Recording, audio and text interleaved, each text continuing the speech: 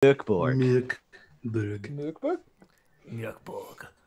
So before we start, before we begin, I guess some housekeeping. First of all, this is Gehenna Gaming. If you're not following us on Twitter, follow us on Twitter. It's at Gehenna Gaming. We also have a Facebook. That's /Gehenna Games. Follow us there. We've got a podcast.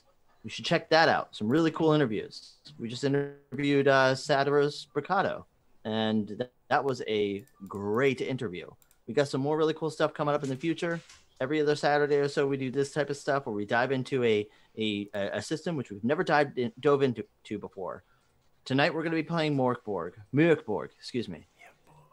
For those who've got many questions about it, the best thing to do is just dive into the system and play it. And I want to go around the table here and introduce each one of you. Or better yet, how about you introduce yourselves? Don't talk about your character yet. Talk about you. Where can people find you? Who are you? And what do you have going on? Sure. Well, I'll just go first then. Hey, what's up? I'm Mike. I do a podcast called Darker Days Radio. It's pretty rad. We talk about horror role-playing games all the time. And I really like spooky stuff. So I'm ready for the blackness of MÖRK Borg. Sick. All right. I am also a Mike. I'm Mike Tomasek. I also go by the name Hollywood. I'm a freelance writer and developer. I've recently worked for Vampire the Masquerade for Chicago and Cult's The Blood Gods. I also am, this is actually the first time I could say this. Oh, holy shit. So I am launching my own company. I'm gonna be, yeah, this is a first right here. This is the first time I'm talking about it. So this is a legit thing. It's going to be called Little Twin Games or Little Twin Publishing. And I will be coming out with a game relatively soon, but I'm not going to say anything about it because it's a fucking mystery. Oh my gosh. You can check more, out at mftomasek.com. That is my personal website. God damn it, Mike. We love you. That's fantastic. We're all in. Yeah, hell yeah, man. All right, Congratulations. Yeah. It's called Little Twin Publishing? It's going to be Little Twin Publishing, Little Twin Games. Yeah, so hell yeah. We're good on you. Yeah, it's going to be, hey, this is the first time I was like, why not announce it here? Why the fuck not? Why not announce it on Gehenna Gaming? Hell yeah. In fact, if anybody wants to announce anything like that, Gehenna Gaming is the best place to announce it. And I, for one, am very excited about Little Twin Publishing. Thank you so very much. Who else we got? We got some more folks here. Talk to me. Hi, my name's Brother Wes. I am the founder and one of the main people that you see on Carrion Comfort Studios, a Twitch stream right here on twitch.tv/Carrion Comfort Studios. We do analysis of story-based video games, horror movie watch parties, and next Sunday I'm starting my V5 Chronicle stream, Iron City by Night, set right here in my housing of Birmingham, Alabama, and it's going to be starring such people as Ashley Rosano Nottage, who you can see as Wolf in Gehenna Valley, Ian Mueller, who is one of the founding members of Gehenna Gaming, this very place that we're at right now. Ellie Collins, the storyteller for ATL by Night, and just a fantastic human being. And then Kevin T1J Peterson, a very, very, very excellent YouTube content creator who just dropped a video today that you should go check it out. It's some great social commentary. And that's what will be going on. And yeah, that's about it. I also make t-shirts. You can check those out too. The links are all on my Twitter. One of my favorite t-shirts that I just recently saw that I didn't realize that you actually printed is the heteros are upsetteros. Mm-hmm. That's so freaking that's a popular one, actually. So good. And then, of course, last but certainly not least, my good friend, my partner in crime, one of the founding members of Gehenna Gaming, Rick, as they call him on the streets, Pickle Rick. They do often, probably too often. But c'est la vie. Hey, I'm Rick, aka Def Malkavian, here with some of my favorite people, really. People that every time I role play with them, it's a fucking goddamn treat. Please check out every one of these other individuals who have blessed us with their presence today, and enjoy this game because MÖRK BORG looks sick, and we're gonna have some fun. And I, of course, am Marcosius, also known as Mark Q. Anderson. I'm the VP of Marketing and co-founder of Gehenna Gaming. I am also going to be your Doom Master for tonight. Ooh. I think it's appropriate that we kind of bring things down a little bit. We need to enter this world which is drenched in darkness. It is about to end, as all horrible things do come to an end. So it may be appropriate for some scripture, a reading from the nameless scriptures. For those of you reading at home and following along, of course, this is page 17. As at the beginning, so at the end, all manner of fly and wasp shall fill the air, and the ground pale with maggots, and from the spears of frost, born from Bergen crypt and covering all, and in 10 days, and one of the writings of the sorcerers will be made pale as air, and glass shall become quartz. And she shall see him grow stronger. And she reveals herself, and all will be slain. We're joined by 4 miserable travelers traversing the Ritzwag, the main roadway that connects winding roads and intersecting paths of Tviland, north of Galgenbeck. Crawling like veins across the land are plentiful and made with the foot and hoof traffic. Some are wide for large wagons, while others are tight with barely enough room for one person. One can't count the accuracy of any map, and roads are known by many nicknames. Our merry band of miserable souls have left the Riksvag, unfortunately, and have entered the Sarkash forest by way of the Dogvag, the Dead Way, which is a labyrinthine path of winding roads. They're lost. The sun is gone. The world is dying. And everything horrible must come to an end. Let us meet our merry band of travelers, of miserable heathens, of bloody bastards. Who travels with us? Yatna travels with you. Yatna. Yatna, what does Yatna look like? Yatna used to be quite handsome until they cut my fucking eye out with an old rake. You see, I had some dealings with the royal family. I don't want to get into what, but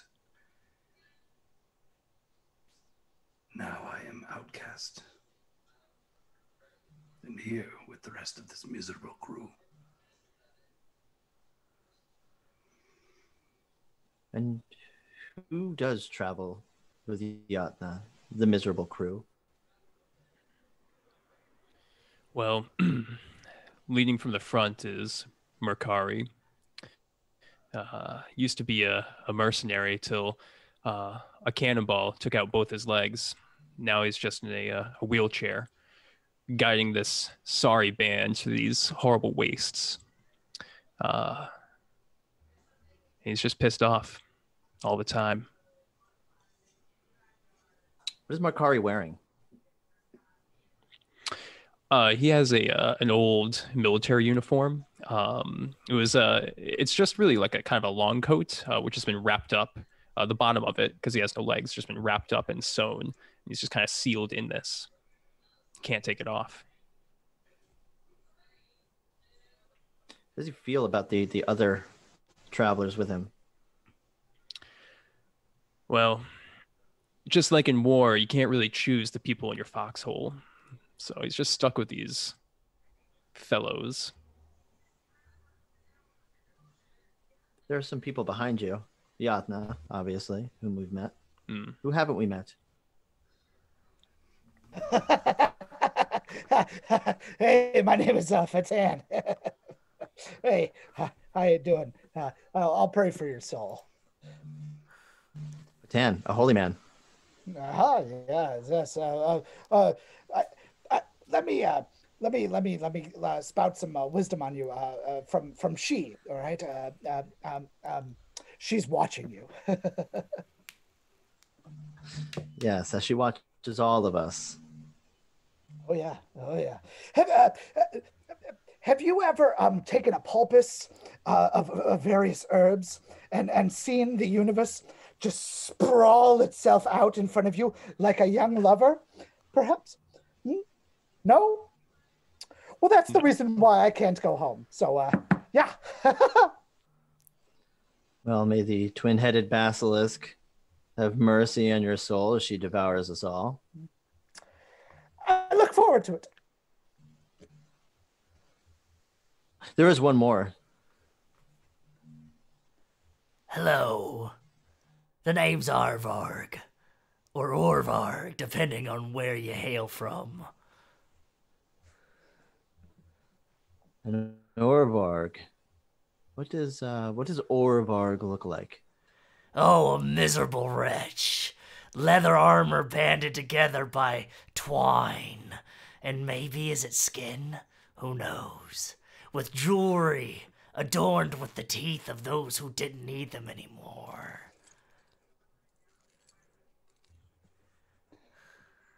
It's an interesting necklace, I'm sure. Has some value to some folk. Yes. Well, sometimes if you need a leecher or a barber, a shave and a cut, but you can't pay for it in coin, I'll take other things.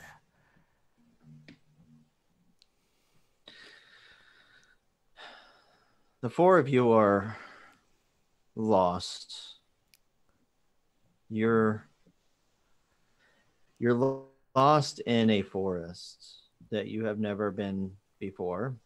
Most people avoid the Sarkash forest who aren't familiar with this area, and you are here. There's no way back out. Well, proud leader, I think we should probably find a way out of here now, shouldn't we? Yeah, we're just going to go right through it, okay?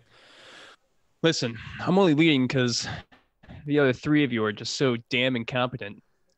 You can't handle being in the front. So let's just cut through the forest. We'll get back to the main road, and then we'll be on our way. I wouldn't have anyone else lead me through this. I mean, quite incompetent. And he holds up his hands, and you can see they're covered in bandages and sores and cuts.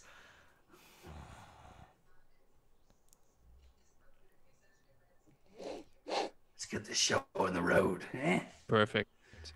Well, it looks like there's a path right here, so we'll just start wheeling along. Well, as Sure. Makari leads the band in the combat wheelchair, would you happen to perhaps describe your mode of transportation here? Oh, yeah. It's just the blackest throne. It's got some sweet spikes on the side for if he needs to roll up and, puncture some tires from some age-old contraption or spike the wheels of a wagon. It has, in fact, it's heated with a fire in the back, which is belching smoke up through 2 chimney stacks as well. Yes, a black throne indeed. The path becomes tighter. You become closer to one another. You start to smell the body odor from each one of you, traveling for, gosh, has it been days? Has it been months, years traveling with one another? You'd think you get used to the smell. No. Especially not Urvarg's smell. It's quite built up over the years. There's a sound coming from probably a few yards ahead of you down the road. A clinking and a clacking and a cackling of a woman. Sounds like a proud sinner. I wonder if she's all alone. Maybe she has wares to sell. As you move closer, you see a old woman with a hunchback. It's she's pushing a cart along. The cart has a big iron lock, and you can see through the bars various trinkets. Is this old lady in our way? Yeah, she's kind of. I mean, it's tight, so she's got a pretty big cart that she's pushing, and it takes up probably half of the path. That won't do. Hey, lady, get the hell off the path. Get over. We're in a hurry here. I've gotten over quite a long time ago, boy. You'll never get one over me. Is that a threat? Oh, no, it's a promise. I like your style, lady. What is your name? Cog. Org? Oh. My name is Cog, and I have everything that one might need. Should the price be right? Should you give a trade? You can peek your hand into my hole on my cart and pull out a treasure. What's to say we just don't take that treasure because we want to? Why would you not play by the rules?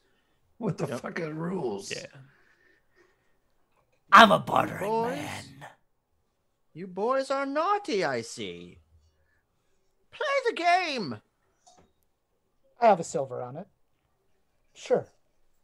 And I'll take one out of my pocket and flick it to her. She goes to grab it, and it hits directly at the palm of her hand, and she grabs, but she holds her hand too long and misses completely. The silver falls from her grip and rolls on the floor, and she kind of throws herself at it, staring at you in desperation, in hopes that you won't try to take your silver back. Yes, a silver. Yes. It's a real silver. That's right. Is it? Is your hand real, boy? Yes. Do you have any shiny rocks? I may. Put your hand in my hole on the cart and pull out what you wish. Well, I bet that'd be some fucking shiny rocks. So and he's just gonna wander over, mumbling to himself. He's gonna be like, oh, but I need the fucking rocks. I need that. Oh, there's one right here too. I need this one for sure. And he puts it in his pocket, and he puts his hand in the hole and tries to take out whatever's in there. You feel at first a tickling on your hand, and then a caressing on your fingers.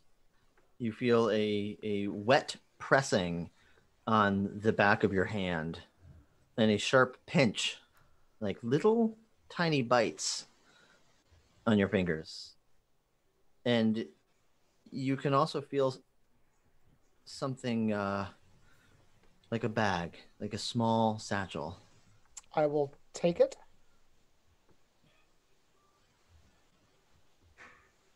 It is a bag of broken glass. This is great. Oh, what wonders! Ah, this is fantastic. Oh, this one's rather sharp.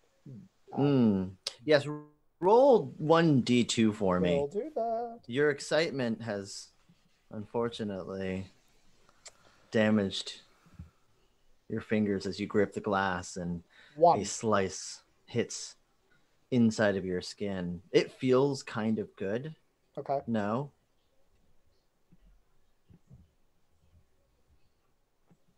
I got a 1 out of a 2. You got a 1.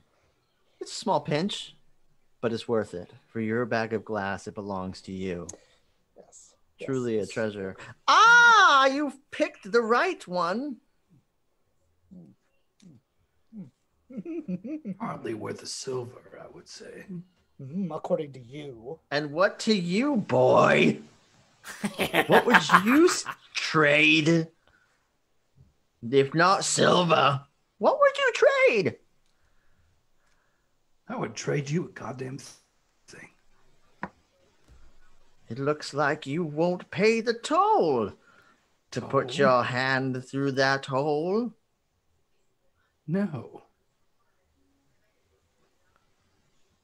Well, anyone else? Anyone else? Tell me, Mother, with the two-headed basilisk about to engorge in this world, silver is just a trifle. But a haircut could go a long way. And he kind of like takes his sword hands and like kind of like goes to grab a strand of her hair.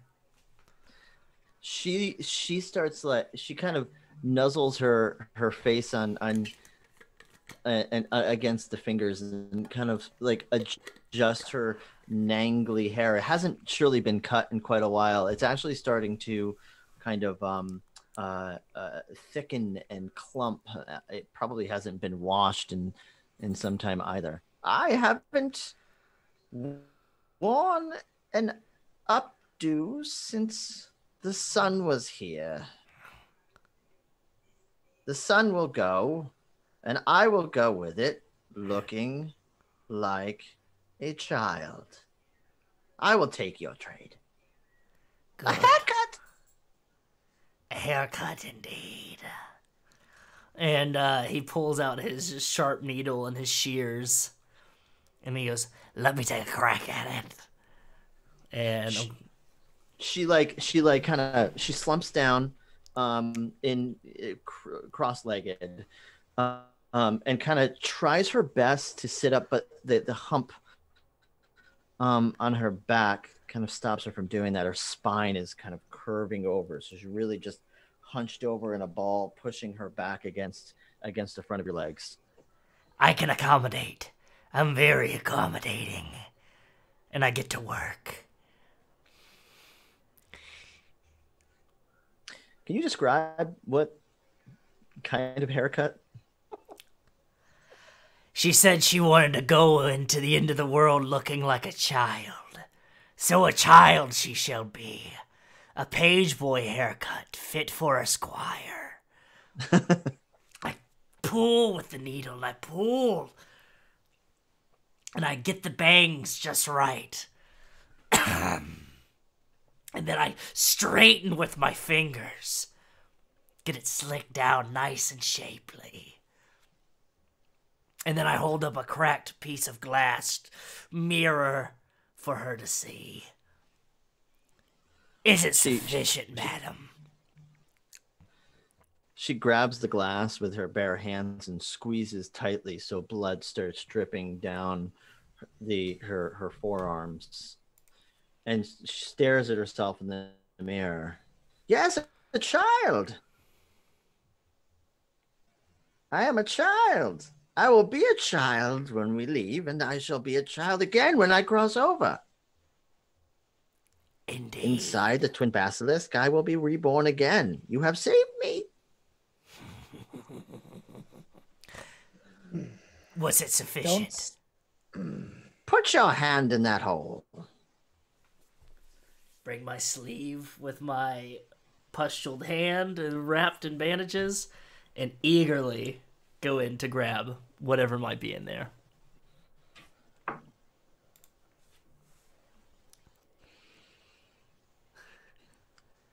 You feel a squeezing.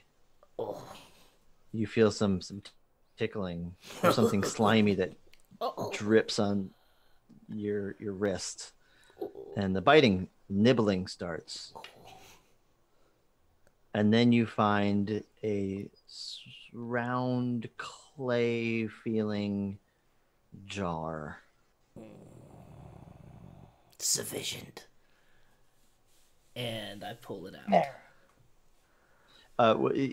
Someone doesn't really want to let go, so you have to kind of like bash whatever is holding onto your hand against the side of the cart to finally pull your hand out. There's a squeaking and a squealing.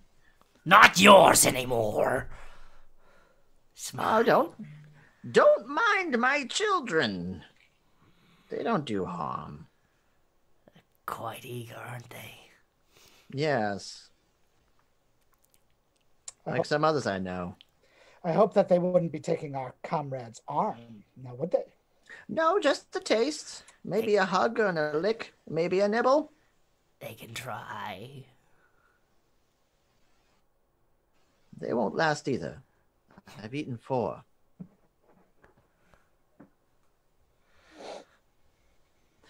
You can smell something kind of sweet before you even open the jar. And a tingling on your fingertips as you hold it. Sweets for Urvarg. Oh, glorious day indeed. And I take my fingers and I put them in the jar.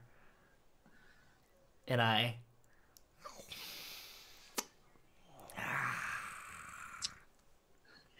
She starts laughing. Sweet indeed. Sweet indeed. And you feel an itching. Kind of like your mouth dries, your saliva goes away, and there's like a tingling tongue feeling, like you have so many times passed out drunk, woken up the next morning completely dehydrated, as if you have swallowed fiberglass. It itches. And the only way that you can stop the itching, or at least subside it, is by scraping your tongue on your own teeth. How sweet is it? Delectable.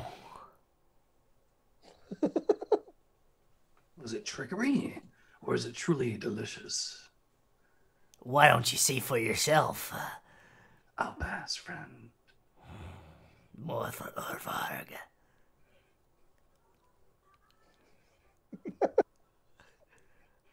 Well, this has just been quite a day. Anyone else?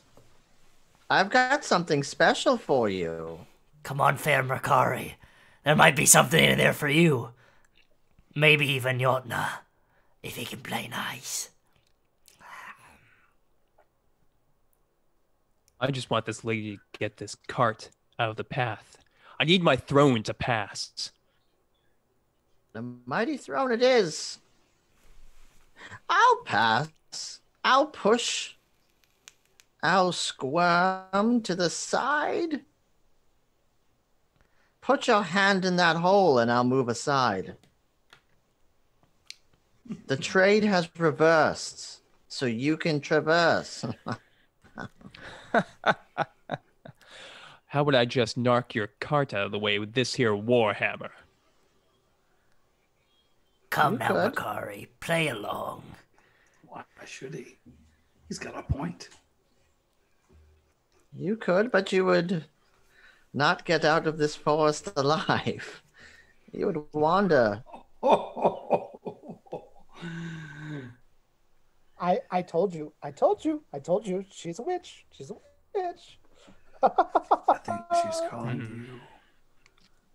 Well, Vatan, you know what we've done to witches in the past. That's true. That is true. Very true. But this one has been so nice. So nice. She gave me shinies. And sweets, Even less, too. yes, even less reason to trust her. This is very true as well. I lead it up to you, leader. I pray for your choices no matter what.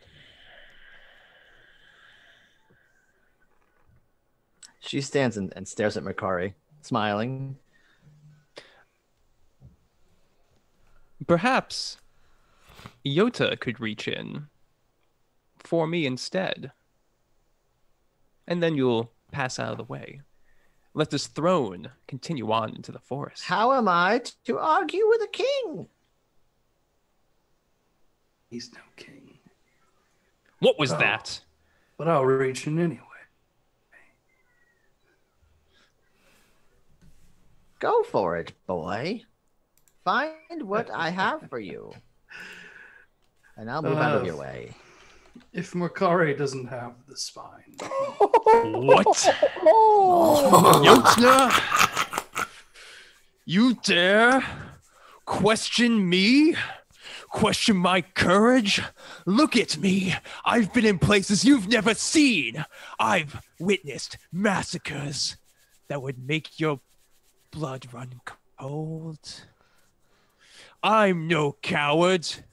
Cautious perhaps, but coward I am not.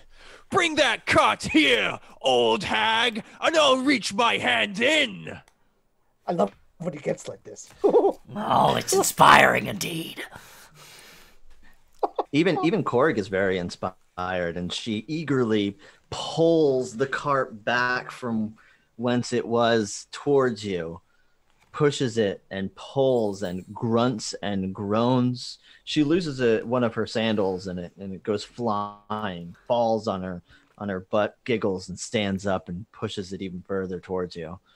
There is a wooden cart that has a hole surrounded with a black stain. Makari reaches his hand in. And you feel nothing. No scurrying, no tickling, no biting, no squeezing. And your hand runs into something soft, yet firm. Something that will fit out of the hole should you pull it. Makari will retrieve this soft but firm item. Makari does that. And it is a velvet purple bag with a rope intricately tied. Fit for a king. For a king.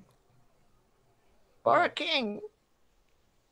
Makari will wheel. Oh, he can't wheel up ahead because the cart's in front. Yeah. Will wheel back a little bit and, trying to not allow anyone else to see, peer into the velvet bag. Inside the velvet bag, it's difficult to see here. The moon glows through the trees here, so you can peer just a little bit. It's the shape of a face. It's about the same size as a small head. And Oh, Korg starts pushing her cart to the side. I'll get out of your way. You played the game, and you played the game well. And you won your prize. It will be the death of all of us. We can only hope. This will kickstart something. But it'll also bring you glory. That is also what we can hope for. She pulls her cart over to the side and onto, like, right off the path and as far as she can to be give you as much of a wide berth as possible. And you can fit through just fine. She's putting her hand in the hole and kind of whispering to the cart to whatever is scurrying inside of there. May she bless you. and you are my children. You are my children, and you'll feed you, and then I will feed you, and then you'll feed me. She's just whispering to these little animals inside of this cart. Let's go. Well, peculiar. But yes, let's be on our way. Lead on, Makari. And Makari will start to head up forward in the path. But of course, if anyone else wants to do anything here, you can feel free to stop him. No. Jonathan or Jonathan will grab his donkey and just kind of like be like, come on. Yes, there are there's a cast that we have not met yet. There are animals inside of this old woman, in this old woman's cart, and there are 2 animals with our merry band of miserable bastards. We have a donkey. We do. Whose donkey? Mine. Stolen from the Abbey, of course, before they, decided to. We had a falling out. The last time we talked, it was because I wasn't paying enough rent. And they were telling me that I needed to pay more rent. And then I was like, but I don't got any fucking rent. And then they were like, well, you got to pay rent. And I was like, well, fuck you. And they were like, well, fuck me. And I was like, well, fuck you. And then we left, and I got a donkey out of the deal. That's how I left. Yes. And that's why I can't come back. Mm-hmm. You got more from your abbey than I got from my former king. I'm sorry. Anyway, who's the other animal? We have a dog, don't we? We do. Is it a friendly, fluffy, royal pup? Not at all. He's a mutt. He fucking hates people, but he loves me. You see, his name is Skit. Skit likes to eat small animals on the path. He's good at that. Yeah, it's helpful. Mm-hmm. And at least Skid has a name. That's important. The donkey doesn't have a name. No. I've wanted to make stew out of both of them, but no one will let me. No. Not yet, damn it. No. So, But one day, Urvarg, that dog will go limp, that donkey will collapse, and then we'll have a feast. I'll drink to that. But that day is not today, and we shall continue along this path, through this bleak forest. Where's the bag? Yes, don't forget your soft purple pillow. Oh, it's kind of tucked away in the wheelchair, just kind of like by his hip. You can kind of hear rustling inside of the bag. Oh, as we're at a slight decline, so Mercari can take his hands off the wheels for a second, and he quickly opens up the bag to see what's inside. And what's scurrying. You can see the rotting head pretty clearly now, and the jaw. I've seen worse. The jaw is clicking and clacking and moving, and the tongue is lapping and squirming inside of its jaw. Mercari will slow down and stop, and then try to. He doesn't want this unliving head to get too close to his ear, but he'll see if he can hear anything from it. And at this point, he does lift it up, so anyone looking at him would be able to see the small rotting head. Okay. What the fuck is that? Oh, just another lovely treasure. He's gonna practice kissing it, isn't he? couldn't find yourself a lass out in these woods, so you just thought you'd get yourself a head. Aren't we all just trying to get a little bit of a head, aren't we? 3 of you! I've had enough. How dare you question me and my abilities? You know how hard it is not having legs. You know what else I lost out there on the battlefield. I know. He pulled the leg card on my... I'm sorry. And if the three of you question me again, if you dare to, this warhammer shall crush both your legs and other things. Rightfully. Now, quiet down and let me listen to this small head. There's a pause. There's a break in the cacophonous arguments. In the silence, all of you can hear fairly clearly the blowing of the wind through the trees, the whispering of the old woman in the back, way back past, and a small head starts to speak. One eye is bulging out of its socket, and the other one has been gone for quite some time. There's a green sludge that falls out between its teeth with the opening of the mouth between each word. All ye are lost and broken with despair. Graven-Trosk and salvation lies ahead, where the dead prince waits to be impressed.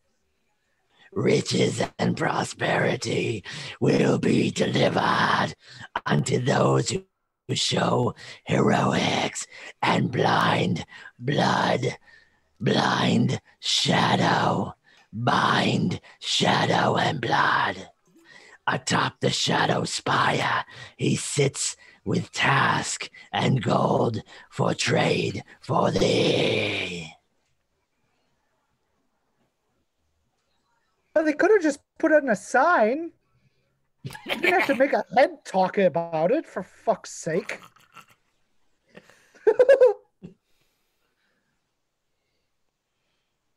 He repeats the same whisper words over and over again. Realizing that, Makari will pass it along to the rest of the group so that they can all hear this intriguing message. Well, everyone, this is different. This is intriguing. We're not heroes. We're not heroic. I don't think any of us are gonna even pretend to be, but a dead prince with treasure wouldn't be that hard to fool, don't you think? Not hard at all. You gonna kiss that thing or what? No, Yota. No, I won't. I'll put it back in the bag and it'll muffle its whispers. If it says anything else, I'll let you know. However, a dead prince up ahead, as I said. Well, this could be an opportunity. Perhaps to find some soft bed here in this hard world. It can only be for blood. Although I've had my fill of working for nobles and aristocrats. They're all scum. They're all terrible. Just like us. Perhaps we could always become true princes ourselves and carve out a fiefdom in this dying world. But we'll have to see what is up ahead here in this forest. But what do you say about seeking out such riches, such pleasure in this blackened world? Varg? I won't make any bones or sweet empty promises about wanting to be nobility. But treasure, shiny things, teeth, Varg's end.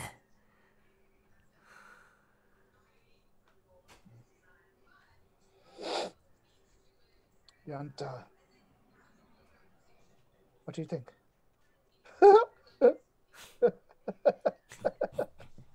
I'm in. Yes? Nothing else? You just blindly follow our great king, as it were? Oh, well. Nobility has other perks. will follow you three to the end of time. So please, yes, let's go get some fucking treasure. Very well. So, be on the lookout for a dead prince or something, or a castle on a hill, maybe. Let's go and continue on this path and see what we can find. You know, if we don't find a dead prince, we could just make a living one dead. Yotna, clever as always. Thank you. As you move along the path, you hear a muffling, right, or a left. Every path leads you to another, and the head tells you the right direction to go. Well, if we were to truly trust this head, but each path is the same as another in our... Well, Mercari would never admit to being lost, but these woods everything just looks the same. So he listened to the head and keep following each turn that it tells him. The good news is you don't see Korg again, so you're not Good. going in circles. Well, she is a witch. You never know what they can do. The path leads to a gate of sorts. Not any kind of formal wrought iron gate, more of a collection of sticks plunged into the ground. Atop each one of these sticks on high is a skull. 12 skulls, 12 sticks, a dead gate. You have reached Graven-Trosk, a truly ancient cemetery filled with mausoleums, blank-eyed cherubs, All right. broken Good. stones. This isn't good. This is omens. These are bad things. Things that could kill us. Not good, not good, not good, not good, not good. Vatan, what are you afraid of? You afraid of the dead rising? Stranger things have happened. We're I've looking heard for a some dead things. prince, aren't we? I guess that would be a place where we would find it, in a cemetery, I would suppose. But I'm just saying, maybe I should throw some stones about this. Just saying. It's an idea. Throwing stones? Yes. Do your divination and indicate to us what we may see up ahead. Sure. I'll do this. Hold on. Let me see if I can find some things. Let me see. Yeah. By the way, I have no divination on my sheet at all, so I'm just going to this up. Well, I mean, So- it's fooled us every other time, Yeah. so... So, yes, I have these rocks here, these shiny little rocks. Yes. And I take a bunch of rocks and I shake them and I throw them on the ground. If you need me to roll, I will. I don't know if that's needed, or I could just bullshit this. Well, I think that those stones have spoken something to you sometimes, other times not.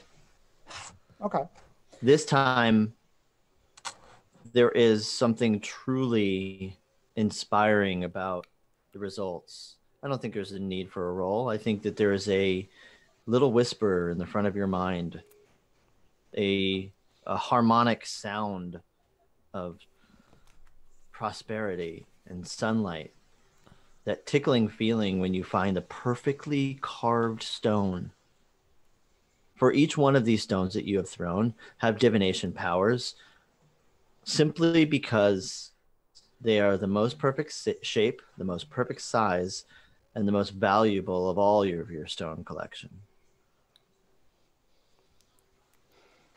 This is the right way. My friends, and I gather them up and put them in my bag and I put them in my cloak. I do believe that, and I say that this with the most honesty. I know that I am not the most honest all of the times, but I must say that I am honest right now. This is a good place. Hmm. And we should continue on. A good place? You heard him. He's seen it. There's little good in this world, Vatan. I would not lie to you about this. This is one thing that I would not. This is something that I have not seen in years. The rocks don't lie either. We should go. It is up to you, of course. You are the leader. But I truly believe there is riches and fortune and sunlight, possibly even, at the end of this. Sunlight. Haven't seen it in so long. I know. It's very strange. Disgusting. Very well. Let's get into this place. Is there a lock on this gate, or are we able to freely open it and enter? No, you can in fact even push one of the large sticks over and it falls out of your way. Simply just pushing past a unfortified gate, almost as if it's welcoming all of you to this dead space. There's a cold embrace and a fog that rolls in as you enter this large cemetery. Looks like there's been battles here. Looks like some of the mausoleums have been damaged. There are quite a few broken gravestones. There's a series of cherubim statues with the heads knocked off. There's crude drawings and graffiti from crazy times. Warning of things to come, things that have already passed. From a people who had no idea their doom was close at hand. Indeed. A different time, a different place. Well, is the head speaking to me any further as we enter into this graveyard? North. Well, shit. Does anyone know how to find north? Yes. That way. You look at the trees, and the ones that have moss on one side, typically, It's not. that It's is not. north. It's not. We all know that moss is growing on every side of the tree now in this dark, Fuck. black time of ours. Bollocks. Indeed. North. Well, I mean, there's only one of four directions it could be, so I'll just start wheeling forward and see if the Why don't you head yells at me. Yeah, I was gonna say, why don't you ask that friend of yours in the back? Oh, well, that's even better. Oh, shit. Wait, I actually have a skull back there. Damn it. Head. Which way is north? Move to the left. Okay. I'll listen to you, head. Well, what do I find as I start going left? And I, of course, motion the rest of the group with me. There are two skeletons with flesh, long rotted and dried, that kind of directionally lay towards a forgotten path. There's a main pathway through Graven-Trosk. This one is a little bit more of a 1 to maybe 3 people wide path. It's not as wide as, say, something a carriage could go through. You may have to leave yours. I'm sure a donkey and a dog would be able to fit. 3 men will be able to squeeze through. This looks like a path. Oh, very well. Anything interesting or notable about this path? Yes. Is it flanked by mausoleums or anything like There's that? actually one crypt and a line of graves with coffins kind of sticking up from the ground. as if they were risen by some kind of liquefied earth to push them towards the surface. Are there any good rocks? Do you want to go corpse plundering? Yeah, totes. Yeah. Well, I mean, Yeah. this is a gift from this dying earth that these crypts and coffins have risen like this. So it would be a damn shame to just leave any treasures or anything else in there. Don't you think, Yotana? Couldn't have said it better myself, Captain. Oh, Captain. Well, who has a crowbar? Any of you? I've got the next best thing. And I pull from a like from inside like a cloak or something. You see a femur that is like studded on one end, that has had nails kind of pounded into it on one end, and then on the other end it seems like it has been made as like a almost like a crowbar-esque kind of end to it. I guess I'll get to popping. Yeah, you pop this one. I got the stick. I got my staff here. Let me see. Let me see if I can get a little. Yeah. Okay. All Yeah. right. Ready? Okay. Ready? Yeah. At the same time. Are you ready? Right. All right. 1, 4. 2. Got it. Pop. Pop. What is that? That's one grave, or is that? Excuse me. Is that one coffin, or is that 2 coffins? 2 coffins, one for each of us, please, sir.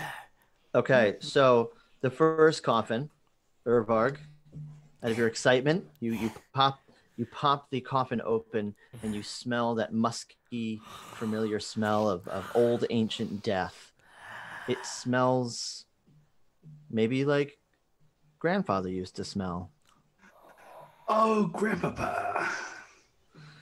And you're For excited. days. You put your hands in, and you feel something wither to ash, a crumbling of death, useless and unvaluable.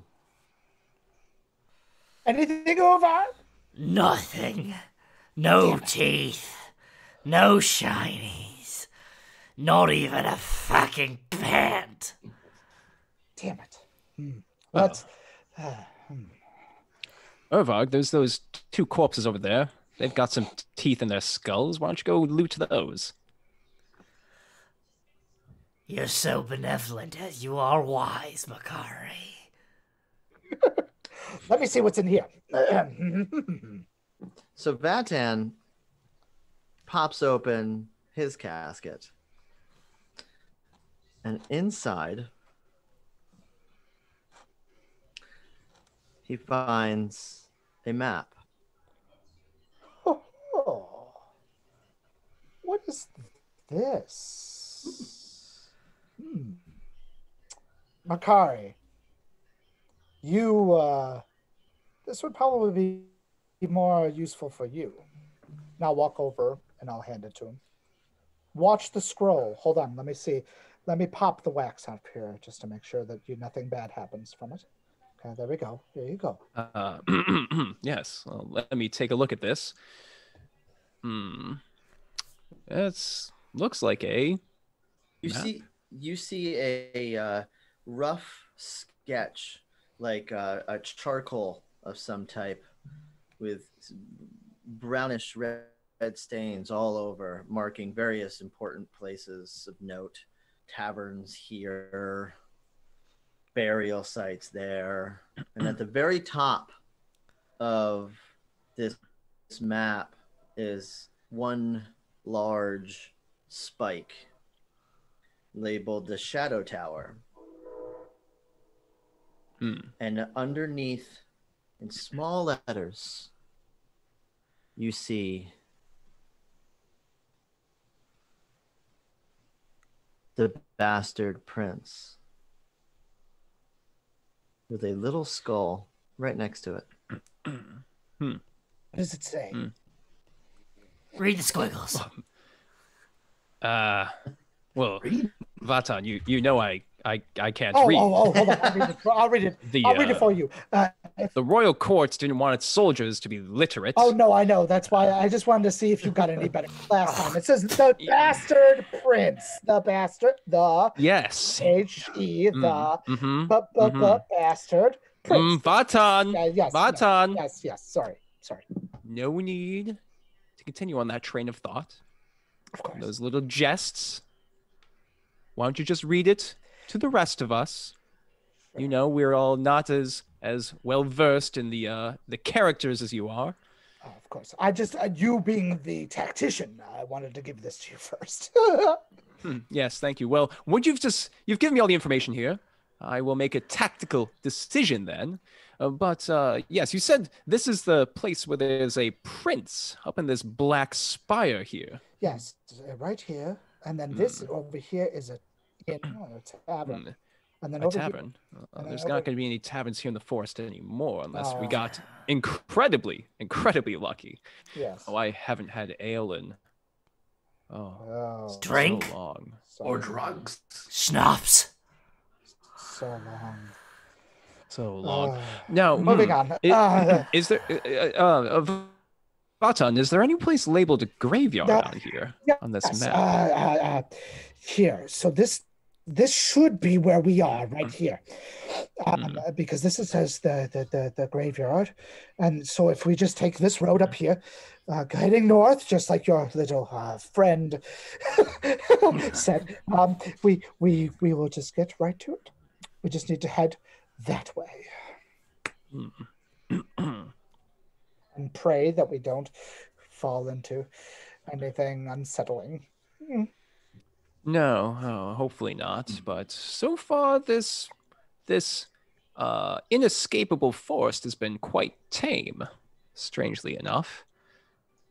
Most peculiar. But my friends, we don't need to go just yet. I'm sure there's treasures here to be found within these crypts. What do you say, Urvag and Jotna? I heard the word prince. I'm in. Yes, the prince is there, but the skull right here seems to signify to me that he's dead, just as the skull told us. He's not going anywhere. And look at these mausoleums here. Maybe we should crack one open and see what we find. It can't hurt. Might as well. No. And Yoda, you're quick with your fingers and good with a lockpick. Perhaps you could quietly open one for us. I'm so happy you remembered me, Lord. So I will mosey on over to one of these locked mausoleums and do what I can. I'm going to pick the lock a little bit. Let's see. Why don't you roll a D8 for me? It's a date. I see.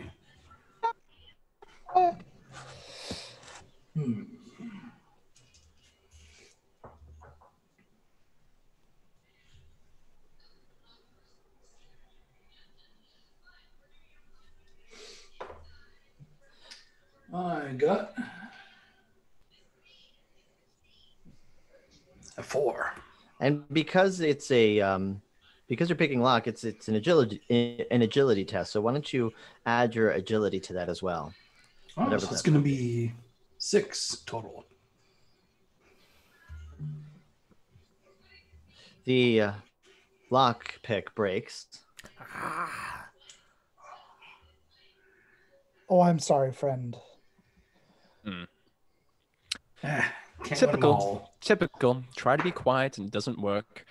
Makari will roll over and just bash on the lock with his warhammer. Yes, smash it.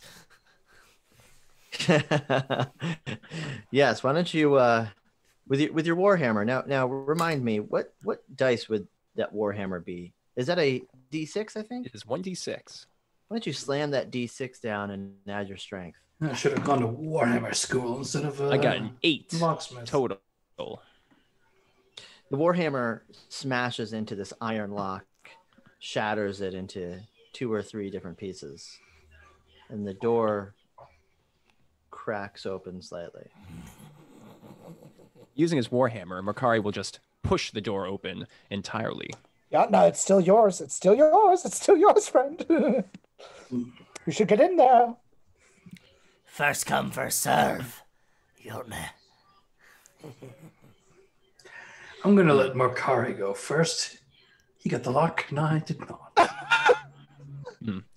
Well, that's fair. Let's see what we have in here.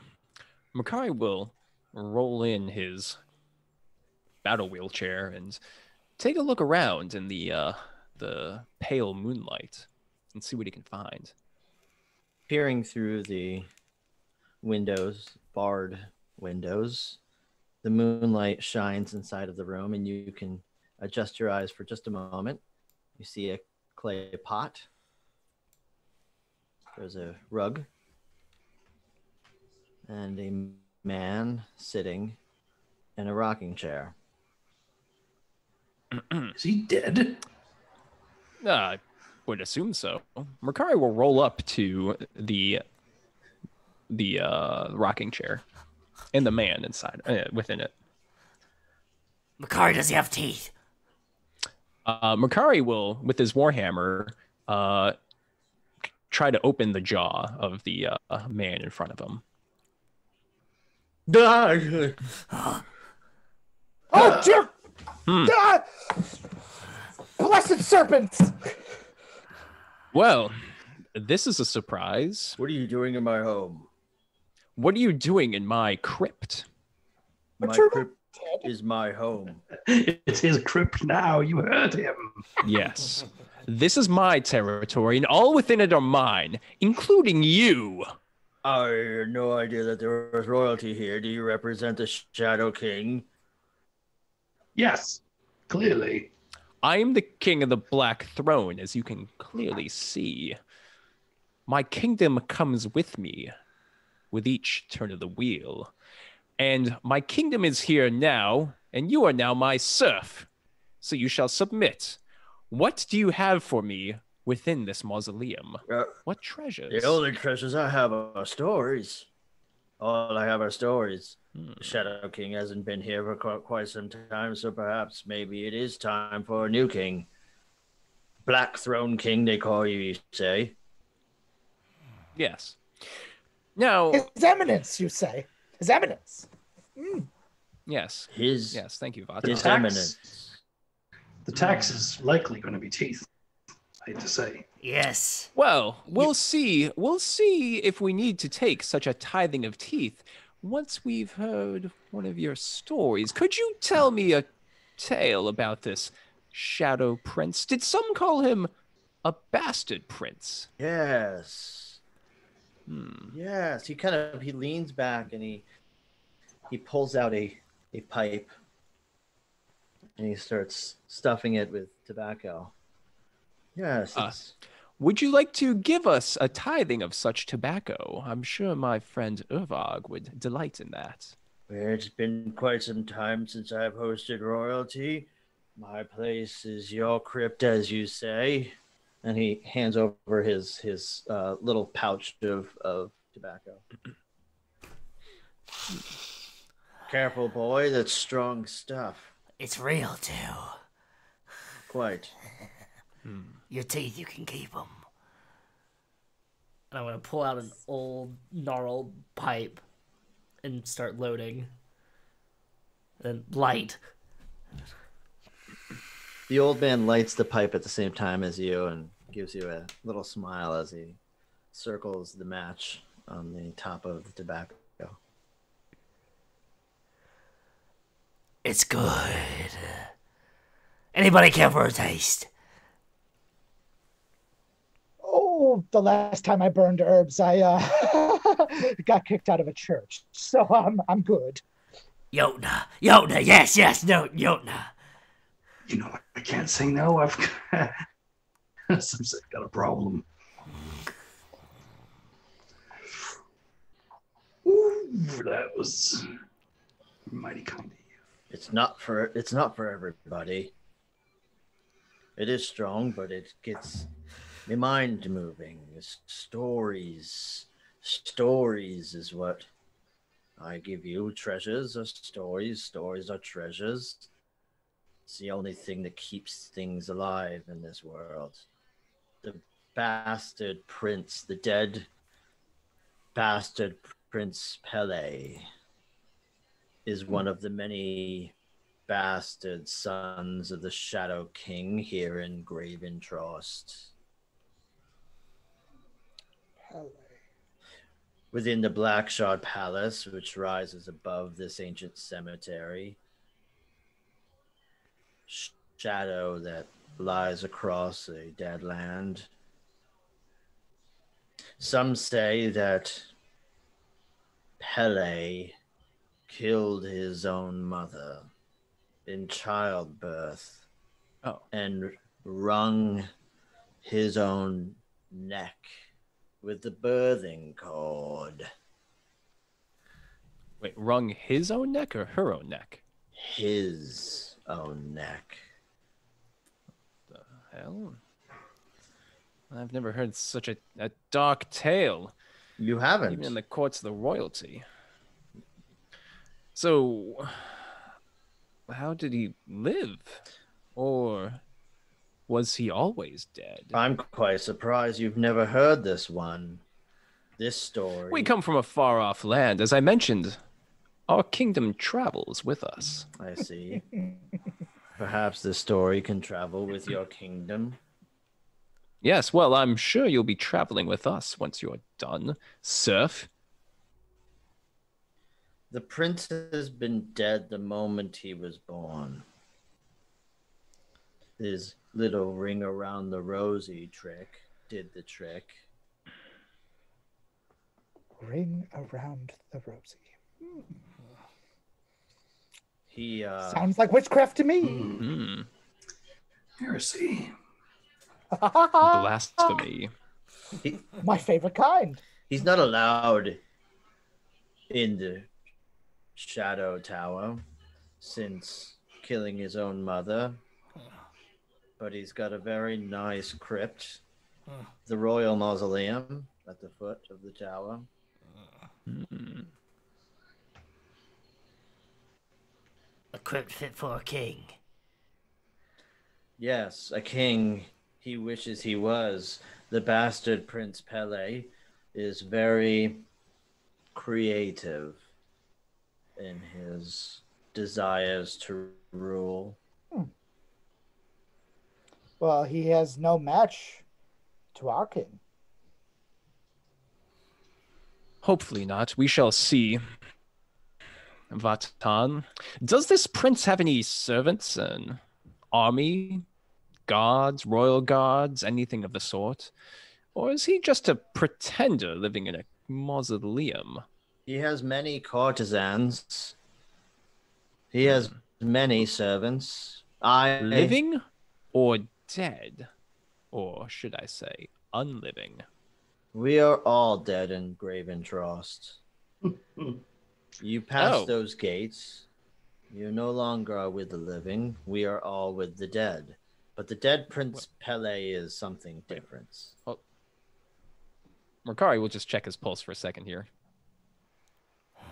Makari, I think it's a cultural thing. We should probably just be like okay with it, okay? Yeah, you feel your pulse. Okay, just checking. We've seen witches and the like here. Yeah, you did get me there. Yeah, yes, dead. Now we're all dead. Yes. He does have servants. Everyone who is of royalty here does. But because he is a bastard, his are few. Armies. No one has seen an army here in decades. Well, it's hard to feed an army these days. They march on their stomachs and they march away when you have no food. And where can you find food now?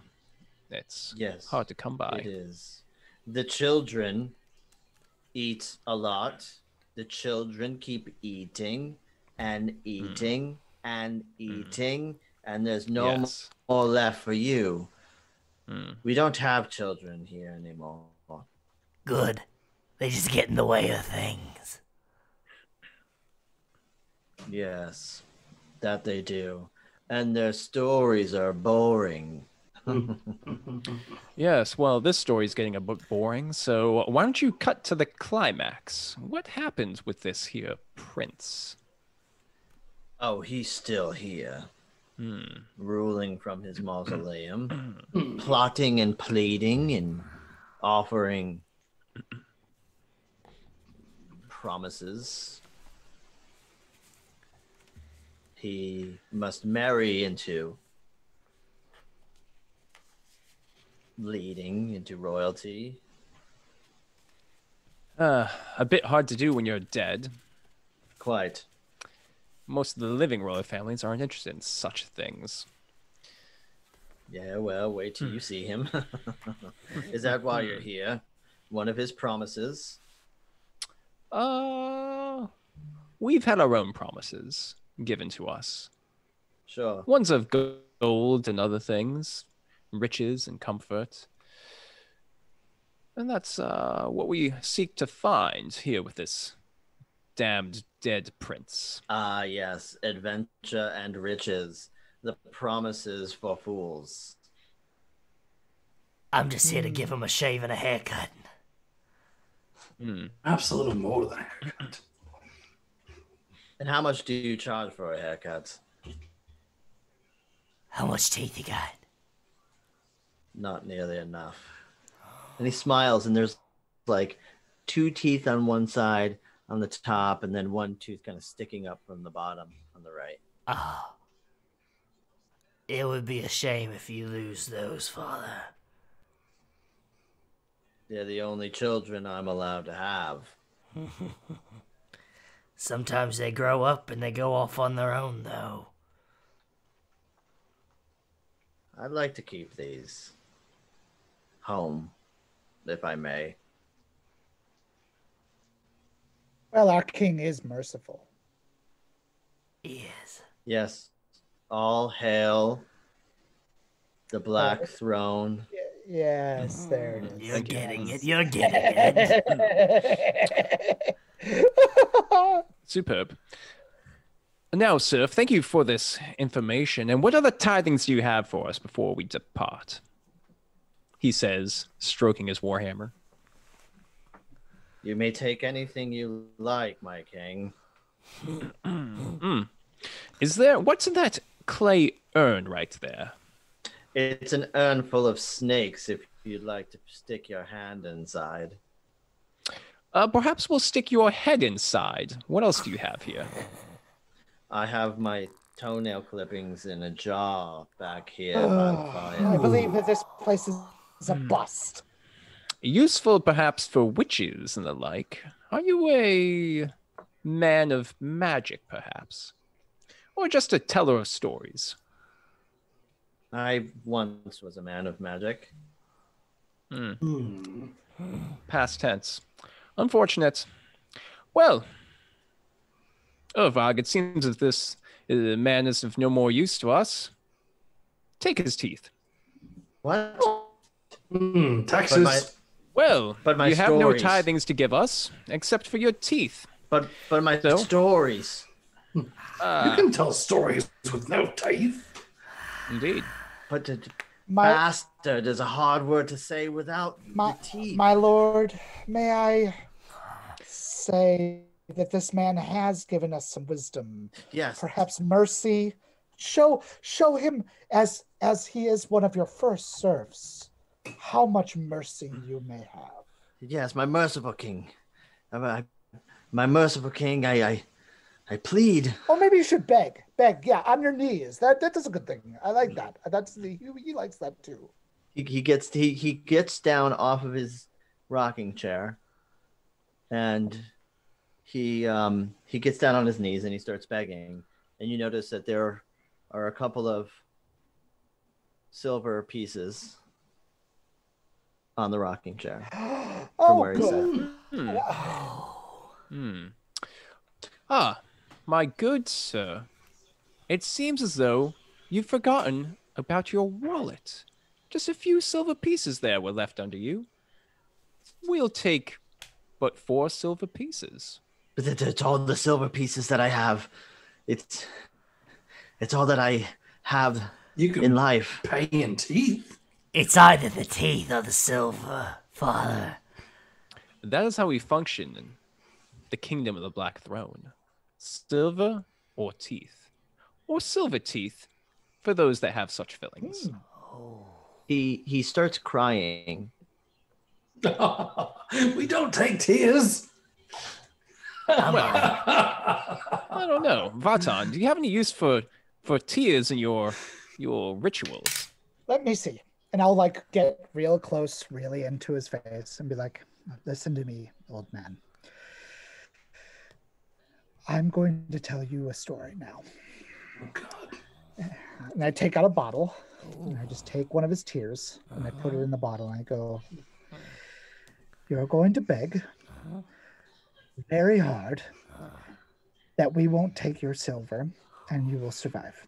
We are merciful. I promise. I promise. I promise. I promise. I promise. Okay? Yes, yes. But you have to prove to him that you are worth what you have. Do you understand me? Do you understand me? I hate my teeth. I hate them. I look in the mirror and I look back at me. There's only 3, and we used to be so civil. Things used to be so normal, and now things are not normal anymore. Every day I sit in this rocking chair looking at my teeth, and I hate them. Take my teeth, my king, but let me hold on to this last shred of when things were so normal and I could leave my house and I could go to the places that made me happy. Let me have my silver. Take my teeth. Okay. I think he's made up his mind. And I got a tear. This is wonderful. You are such a good little serf, aren't you? My lord, I'll let you do your business.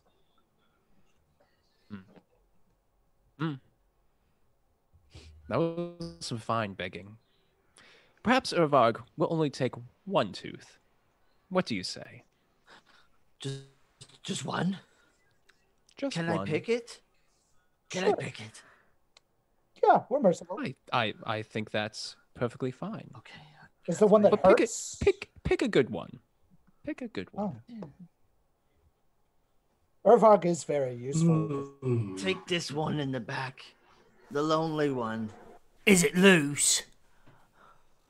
Does it hurt? Does it bring you pain? It's infected. Urvag, Holiest of holies. Urvag, you'd be doing this man a great service and a kindness. And I think that this would be show how much merciful our king is.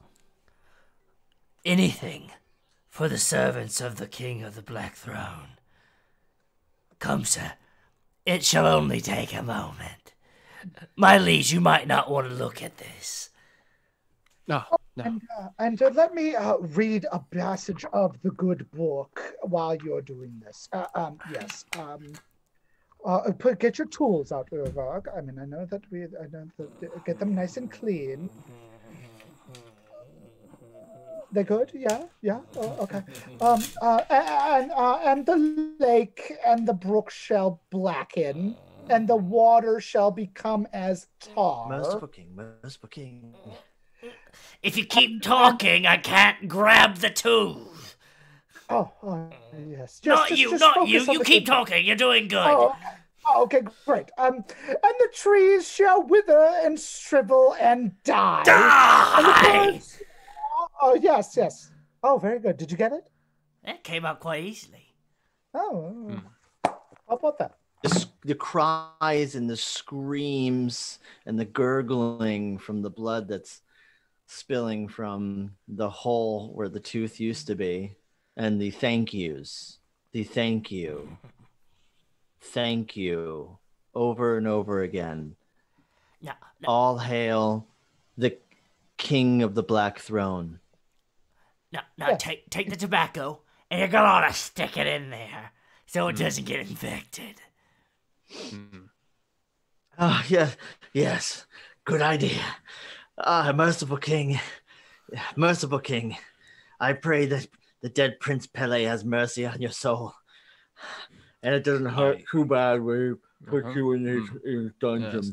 Perhaps you should pray that we have mercy on him.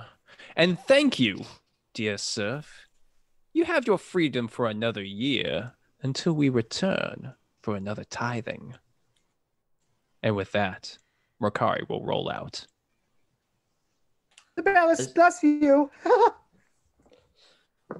Bless the Black Throne, bless the Black Throne. Yes. Bless it, bless the kings of the Black Throne. It's a good tooth, Father. You should be proud. As you leave, you hear him babbling and murmuring and praising the Black Throne. You make your way through the path, passing crypts, passing graves. Every so often, a cadaver or a skeleton will kind of cross your path. You'll kick it out of the way. And there's a very big crypt, bejeweled all over. This must be the royal crypt, for it is on the side of a large obsidian black stained wall that rises pretty far up. The shadow is basking this entire area. The building in front of you is impossibly tall. The cobblestones starting to wither away, but standing strong. And there's a big red wood door. I think this is the place. I think it is. And before we enter, Marchosius, do you think this is a good time to take a quick break? I think this is the perfect time to take a quick break. Yes, excellent. Yes. This will do. We are playing MÖRK BORG, the Migbig. More Darkford. the name of this scenario is called the Bastard of Blood. Our king of the Black Throne and his knights of the Black Throne are standing in front of a crypt, a royal crypt, in hopes to meet the dead Prince Pelle. But for now, we will take a break, a quick break, about 5 to 10 minutes. Stretch your legs, get some water. Maybe reach out and purchase MÖRK BORG, which you can find at mörkborg.com. Get the book. It's amazing. It's beautiful. Even if you don't play it, it is worth the artwork alone. It is. This is a completely original scenario that is heavily inspired by the lore that's within the book. So we will be back. Don't go anywhere.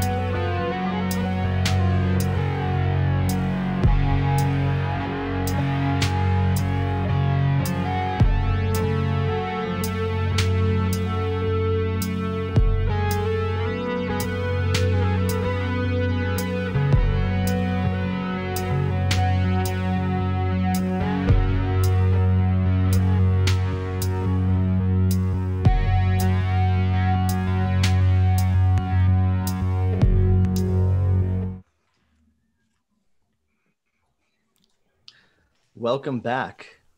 This is Gehenna Gaming's Saturday night one-shots, and we are playing MÖRK BORG. Thank you for all of you who have waited and hung out on the break. I appreciate it. I hope you had some water. I hope maybe you poured yourself some delicious beverage, whatever that might be.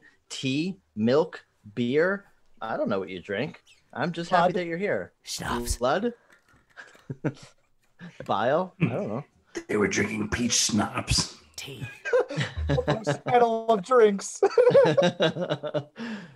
We last left our merry band of miserable travelers in Graven-Trosk at the opening of a crypt, the royal crypt of the Shadow King's bastard son, the Dead Prince Pelle. Excuse me, the Dead Bastard Prince Pelle. You stand before a door. It's large and red and wood. Do you open it? Well, I think before we open it, this seems like it's the right place, but I'll pull out the tiny head that we got from the purple velvet bag and merely speak to it and say, is this the right place? Yes. And I'll just tuck that back into the purple velvet bag. Well, Jotna, is there a lock on this door? I'll go inspect the door and see if there is. I feel as though we should probably surprise this prince if we can. For he is a prince, but I strive to become a king. Secrets and subterfuge, Doomteller, is there a lock on this door? There is. There's a nice beefy keyhole, a nice iron keyhole. Jotna, if you break another lockpick, my fever's wane. Oh, come on now. And I will try to pick this lock. Do I roll 1d8? 1d8 plus your agility.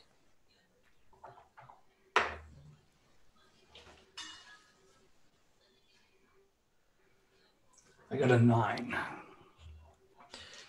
There is a clink and a clunk and a perchunk as the lock turns and the door feels loosened. Jackpot, boys, I believe we're in. Ooh. Excellent. Excellent. Well, Jotna, open the door and let's go in. And we'll see if we can avoid these courtesans and confront the prince himself. Find what comforts and riches lie within. Skit, stay close. And I open the door. The dog whimpers and growls at your friends.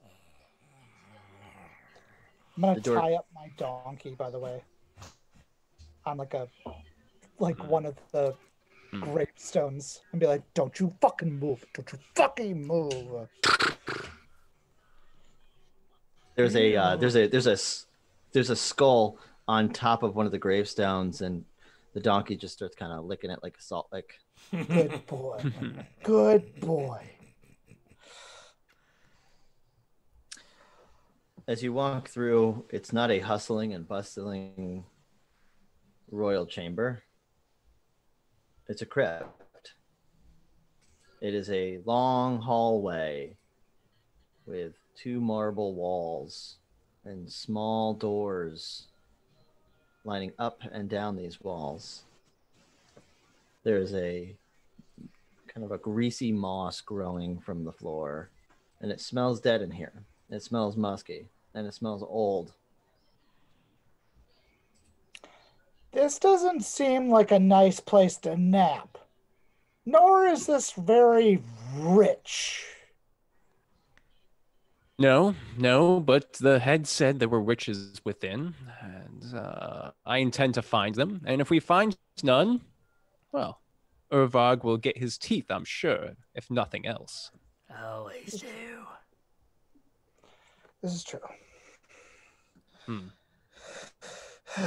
So you go through and pass these walls, past the little doors on each side, small little engravings of various royalty and important people of note with scratched off dates. Some of them are just empty holes. Some of them are cast iron doors. You probably fiddle your hands through one of these holes just to find rats or dirt. Maybe some stones. Maybe some Rocks. really nice Yes, stones. yeah. Give me some rocks. Yeah. Also, maybe some nice teeth as well. Maybe a skull lined with nice teeth. Yatna. Oh, this is a good one. This is so. Yatna finds this uninteresting, I'm sure. Nothing valuable.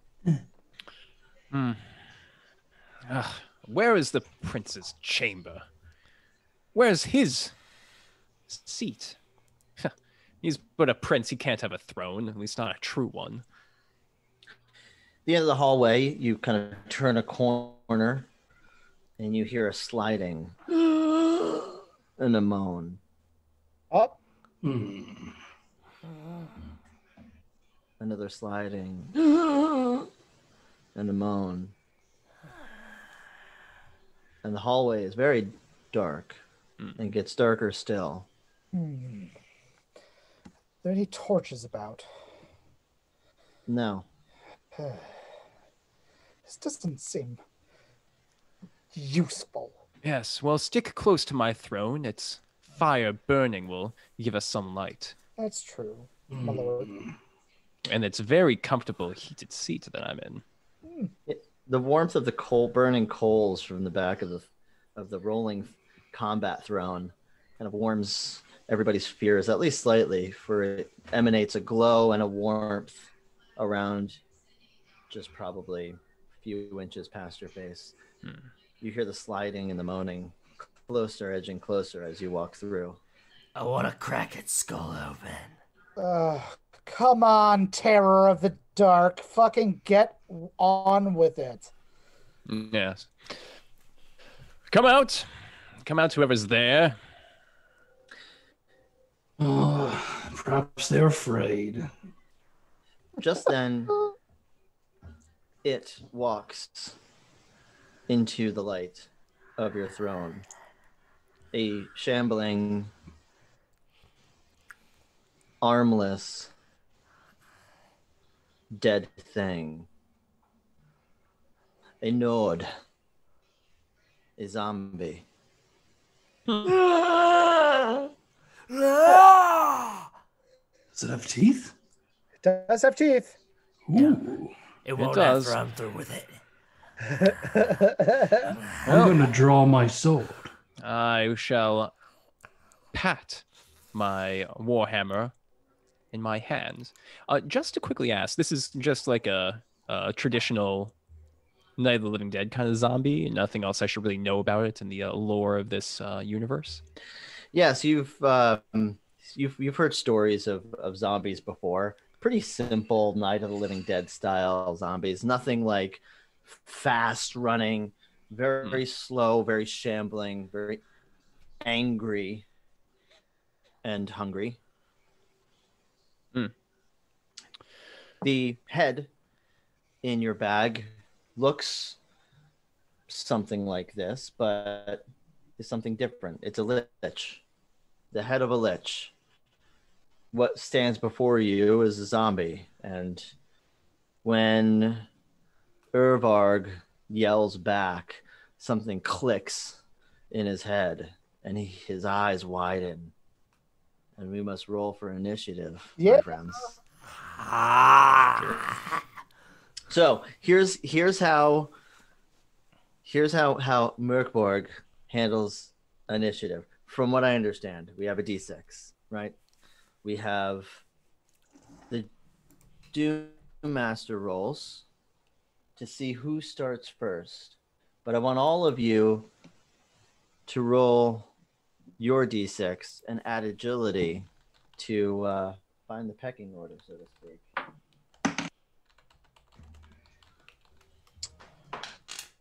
All right.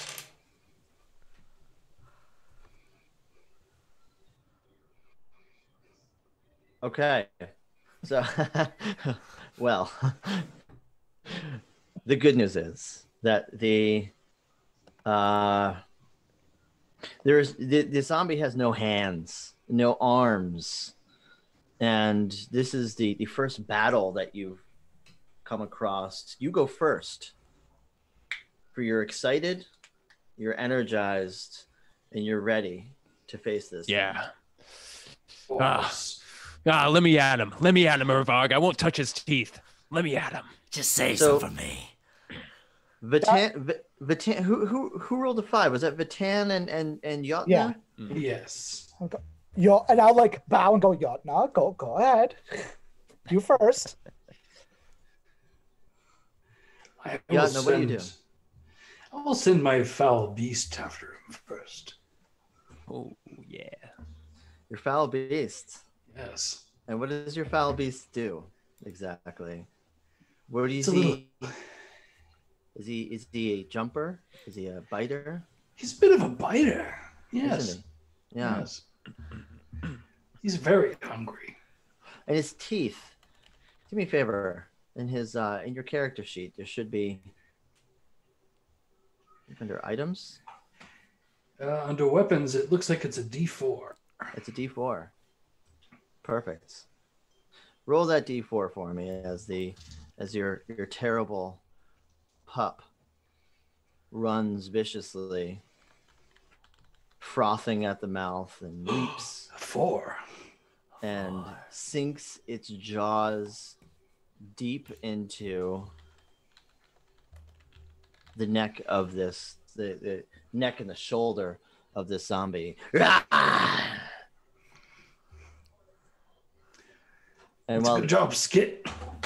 The dog kind of rips a chunk of flesh and bone, starts gnawing at it, chewing and growling and going back behind your legs to chew on his new prize. Oh, that was a good one. Good one. Yes. Okay. All right. My turn, right?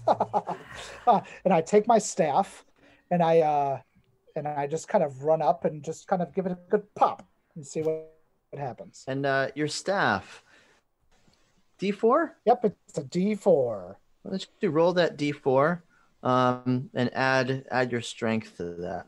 All right. Let's see. I got a 4. Cool. Yep. And then let's see. My strength is +3, so 7 altogether. 7 altogether. It knocks the zombie's head back. He clocks him, and the zombie just yells and moans back at you.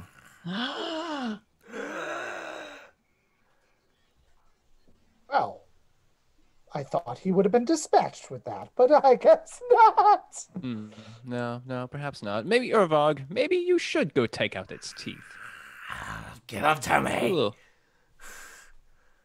And Urvarg is going to just with the studded femur hand in it, it's just gonna like walk up to it and then just wind up and then try to take a crack at the head. You're gonna crack. You're gonna with what exactly are you cracking his head with? With my studded femur. Your studded femur, and that's a is that excuse me, D6 as well? There's a D4. D4. Yeah. Swing that femur against that zombie. Add your excuse me. Add your strength. So I got a 2 on the die, and my strength is a +2. 4.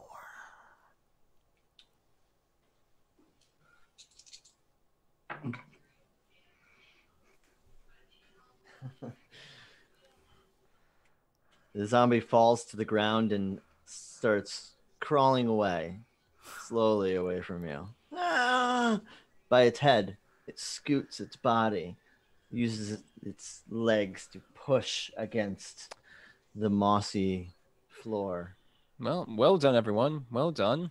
Urvarg is going to go, ah, ah, and then look at the prince or the king, and then do like a bow towards the limping away, the dragging away body, and I go, after you, my liege.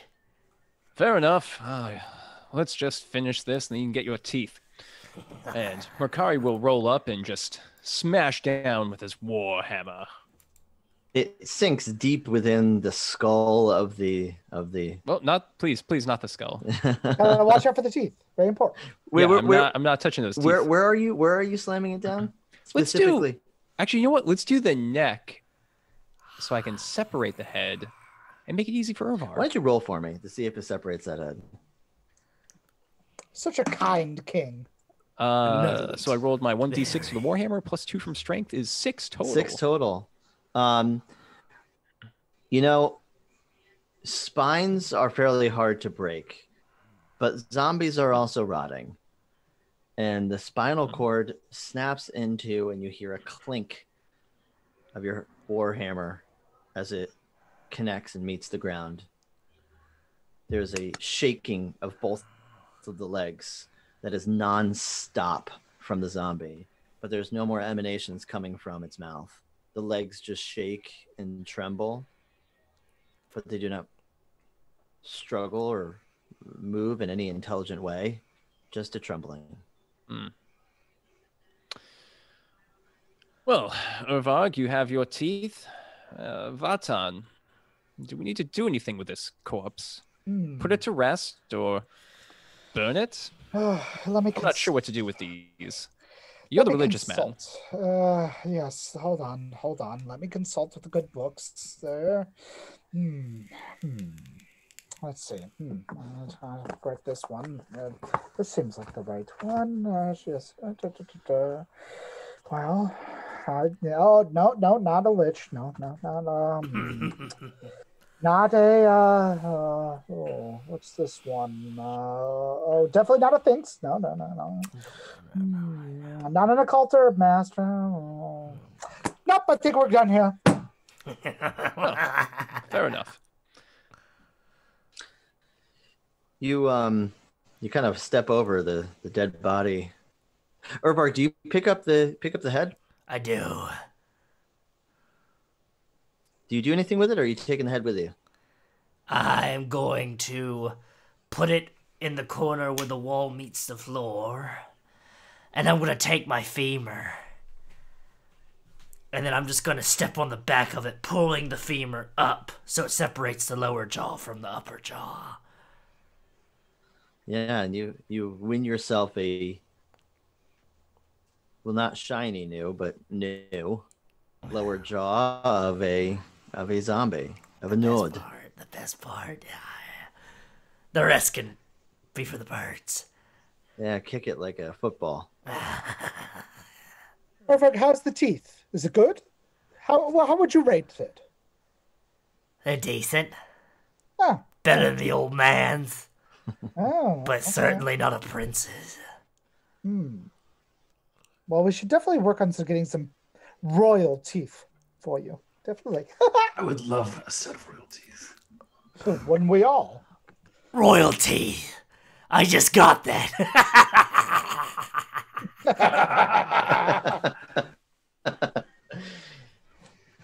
Royalty.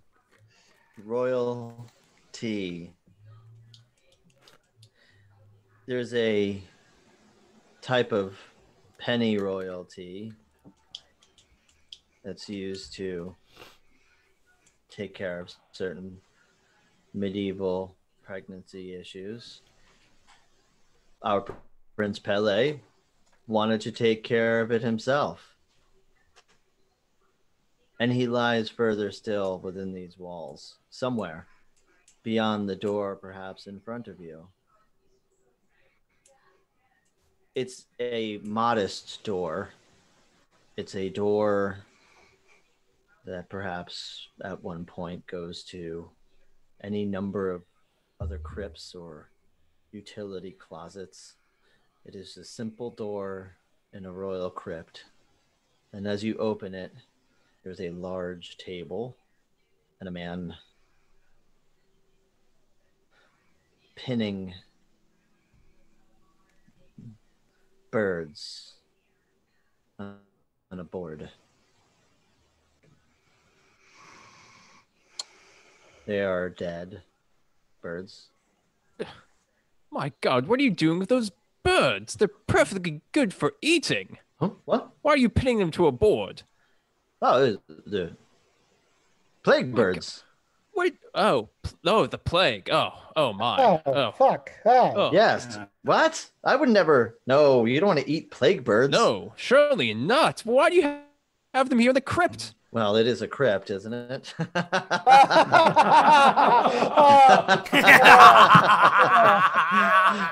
What are you doing in my kingdom? Your kingdom. Your kingdom? Excuse me. Are you the prince? Yes. For I believe, as the terms of aristocracy go, a prince has no kingdom. This is my kingdom as much as my father's kingdom. And I don't know any of you, and I know everyone in my kingdom. Well, that's because we are our own kingdom, dear prince. For our kingdom is on wheels and travels with us everywhere. And you see, I sit upon this black throne. I am Mercari. And you can refer to me as Your Eminence. And to my left here is a dear man with an X on his forehead. If you'd like to introduce yourself, You Yotna. should probably do that, dude. My name is Jotna, and I am under the Black Prince on the rolling throne. We do not recognize yourself. The king, King Yotna. Yotna is a goddamn king. He's a king. Jesus. Help you get these days. And of course, here is Urvag, our dentist and barber. Good evening. Erlog's the name. A shave and a haircut's the game. Or perhaps you have some boils that need to be popped on your back. Or maybe just a toenail that's just ingrown so badly I can cut it right out for you. I appreciate the offer, but I will cut my own toenails. I'm a humble prince. Humble prince cuts his own toenails. I've never heard of such a thing. Humble, so humble. And I've never heard of a rolling kingdom. You never heard of us. No. My God, you've never heard of Your Eminence Mercari? Yeah, You've What never a heard the fucking tales of how idiot. we decapitated the witch of the Grey Ash Woods? Uh-huh. You've never heard of how we Tell him about the slug. disemboweled the the Hydra. slug, the slug. The big one. No, it wasn't a slug. It was a Hydra. Oh, yeah, there was the Hydra, too. Yes. And there was- there was a slug, wasn't there there? was The one that glowed. Yeah, the one that Yes, the glowed. glow and slug. That's there not a was- very impressive one. That's not what I would lead with. Oh, dear well, Vatan. I know. There was also the tree with the hanging people, the dead that came, Yeah. that kind of thing. Yeah, there was that too. That's right. Many tales have been spoken to us, but I assume that they haven't reached this sort of a backwater princedom, if you will. And of course, such tales are written and scribed by our intellectual holy man, Vatan. Vatan, please introduce yourself yes. to this here lesser prince. Yes, I apologize, my liege, but I am Vatan of the broken arrow and also the Stevenson. No, that wasn't it. What was it? Where was I from? The abbey that I was from. Why can't I remember? Neither it matters. It doesn't matter. Okay. All right. Doesn't matter. The Basilisk, bless you. We got your skull thing, and I'm his herald. I guess, sort of, maybe. So, why did you send out that skull? Yes. Ah, A bit of a lich we found right here, chattering away about empty promises, talking about comforts and gold and other such things in this here princedom of yours. the Shadow Prince's promises are never empty, and I am happy you found my lich message. The sacred, call it a message in a bottle, if you will. Why didn't you just put up a fucking sign, man? Why did you give it to a witch, of course? That's even more peculiar. How inefficient are you? Very. She found you, hasn't she? I believe he insulted you, my lord.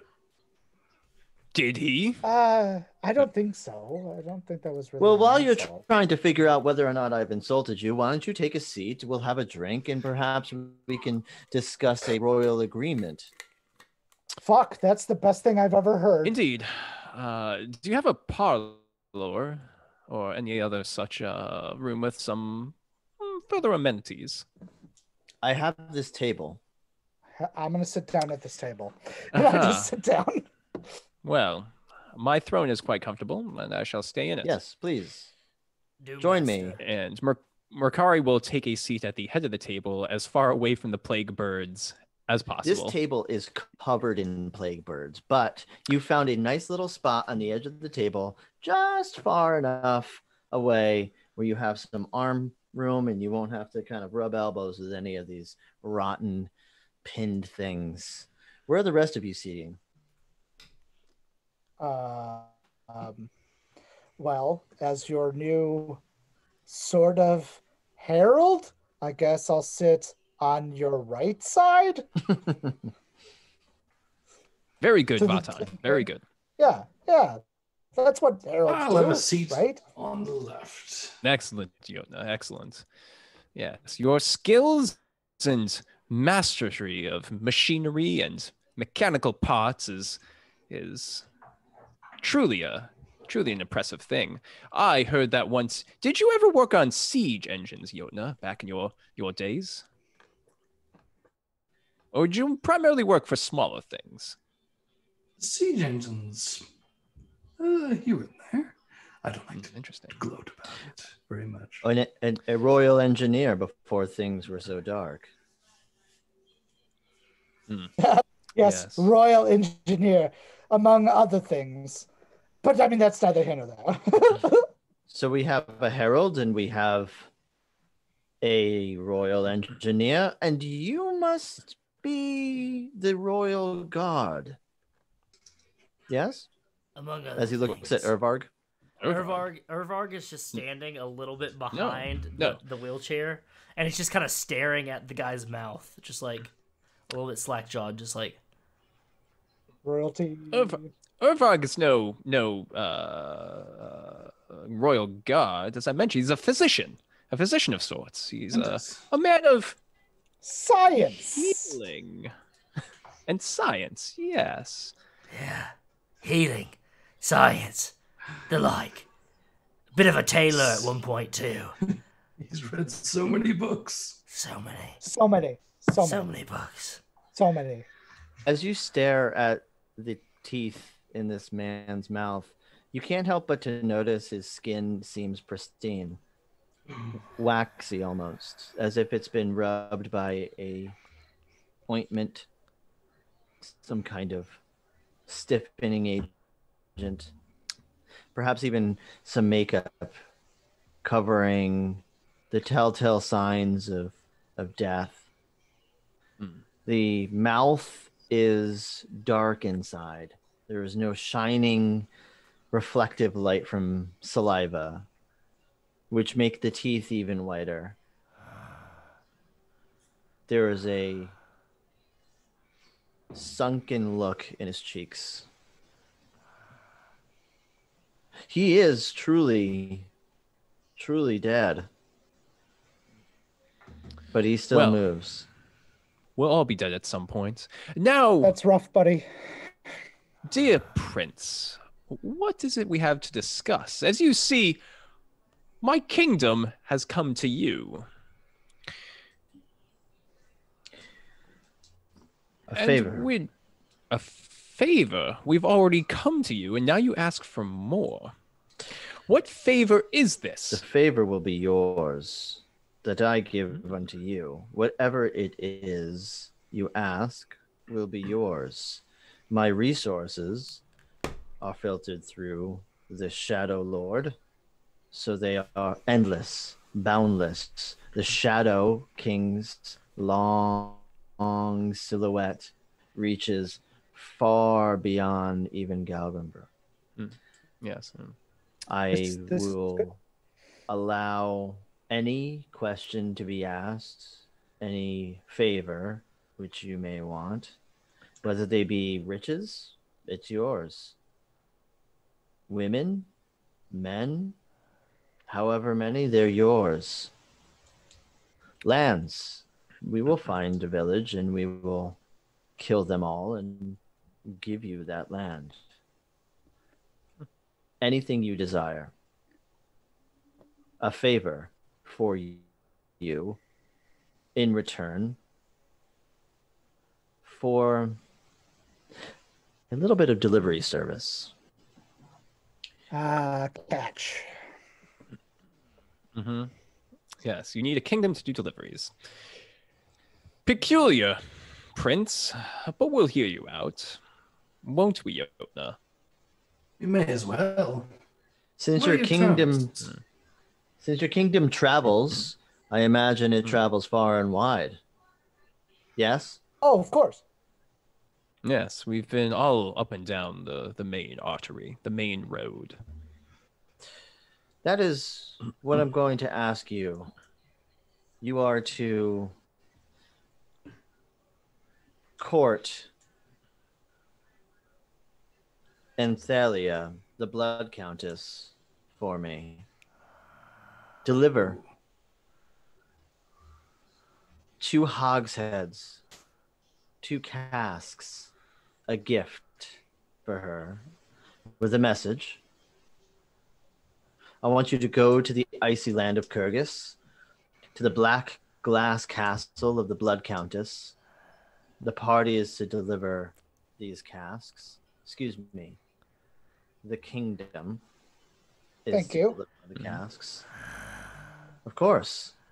Kingdom recognize kingdom.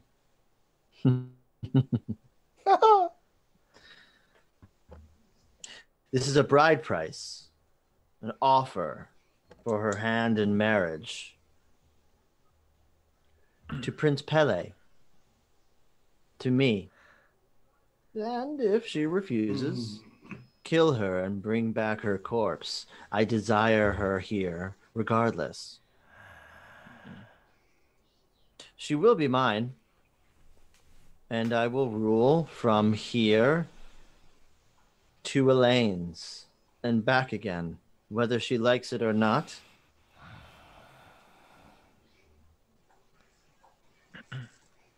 What if we say no? You get nothing. Simple transaction. Vatan, you are our most learned man here. It seems to me, Urvag, no offense, I know you're a man of science and knowledge. Vatan, this would almost be forming an alliance between this prince and his fiefdom, we'll call it, and our own kingdom, wouldn't it? Giving us more access into the realms of the aristocracy, what remains of it, as they slowly die off. But opportunities, perhaps. What do you think, Vatan? Could give us a good leg up into another world, if you understand my meaning. My liege, I do believe that this is definitely advantageous to us and advantageous to these 2 kingdoms, to all 3 kingdoms, as it were. Indeed. I think that this is useful. Good. Maybe this is the blessings that we was foretold. Perhaps.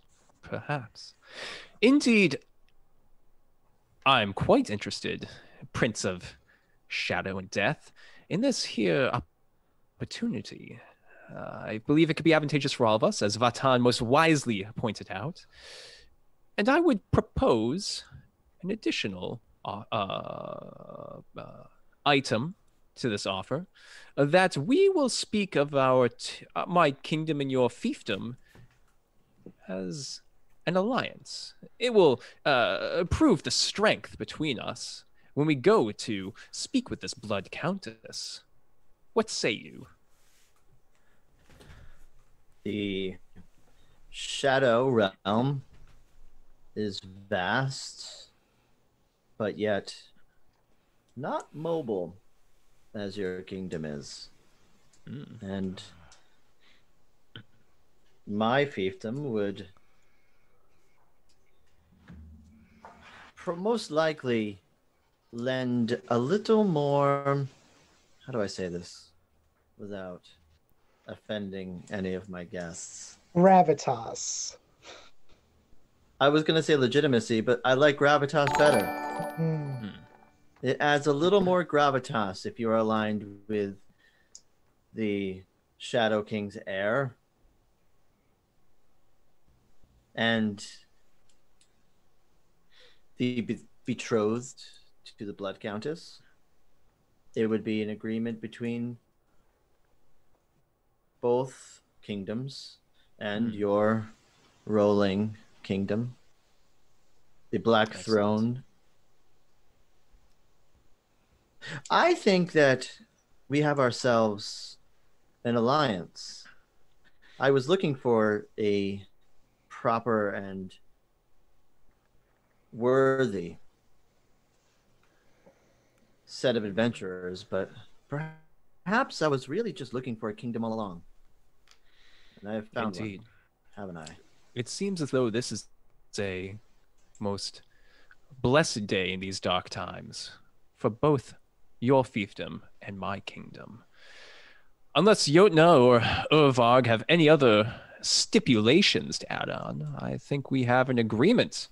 What say you, Jotna and Urvarg? Anything else? You are, after all, part of this ruling council. You should have a voice, for I am a harsh and cruel but generous king. I think any information you have on the Blood Countess be of tremendous use before we depart. Otherwise, I see no reason why we shouldn't go down this road. Yes. Well, before we go through the details, I'm a man of ceremony, as you can see here, as he takes a pen and kind of slams it down on one of the dead birds. He pulls out a small cask and uncorks it, grabs Ale. a couple of different glasses of various different sizes and shapes and materials, stone, glass, wood, and pours a black liquid out of it in each one of the cups and hands one to you. A toast! Yes. This Toast. is the merging of the Shadow Realm of the Prince Pelle and the traveling mobile Black Throne Kingdom. Cheers. Yes. Cheers. Let us all drink. May our reign be long. Same to you.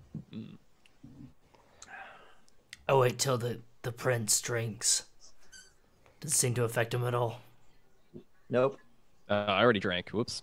Yeah, he's dead, so we're all fucked. I want all...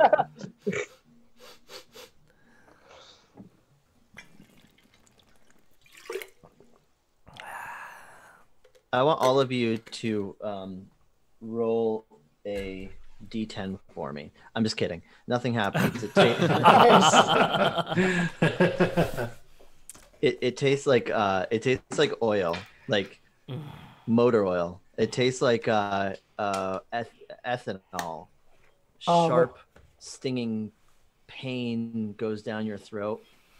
It's strong. This stuff could definitely maybe possibly clean this entire crypt, every wall and ceiling, with this nasty thick, black liquor.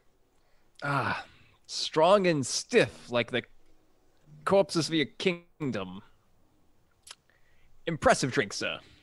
I call it the Prince's Cock.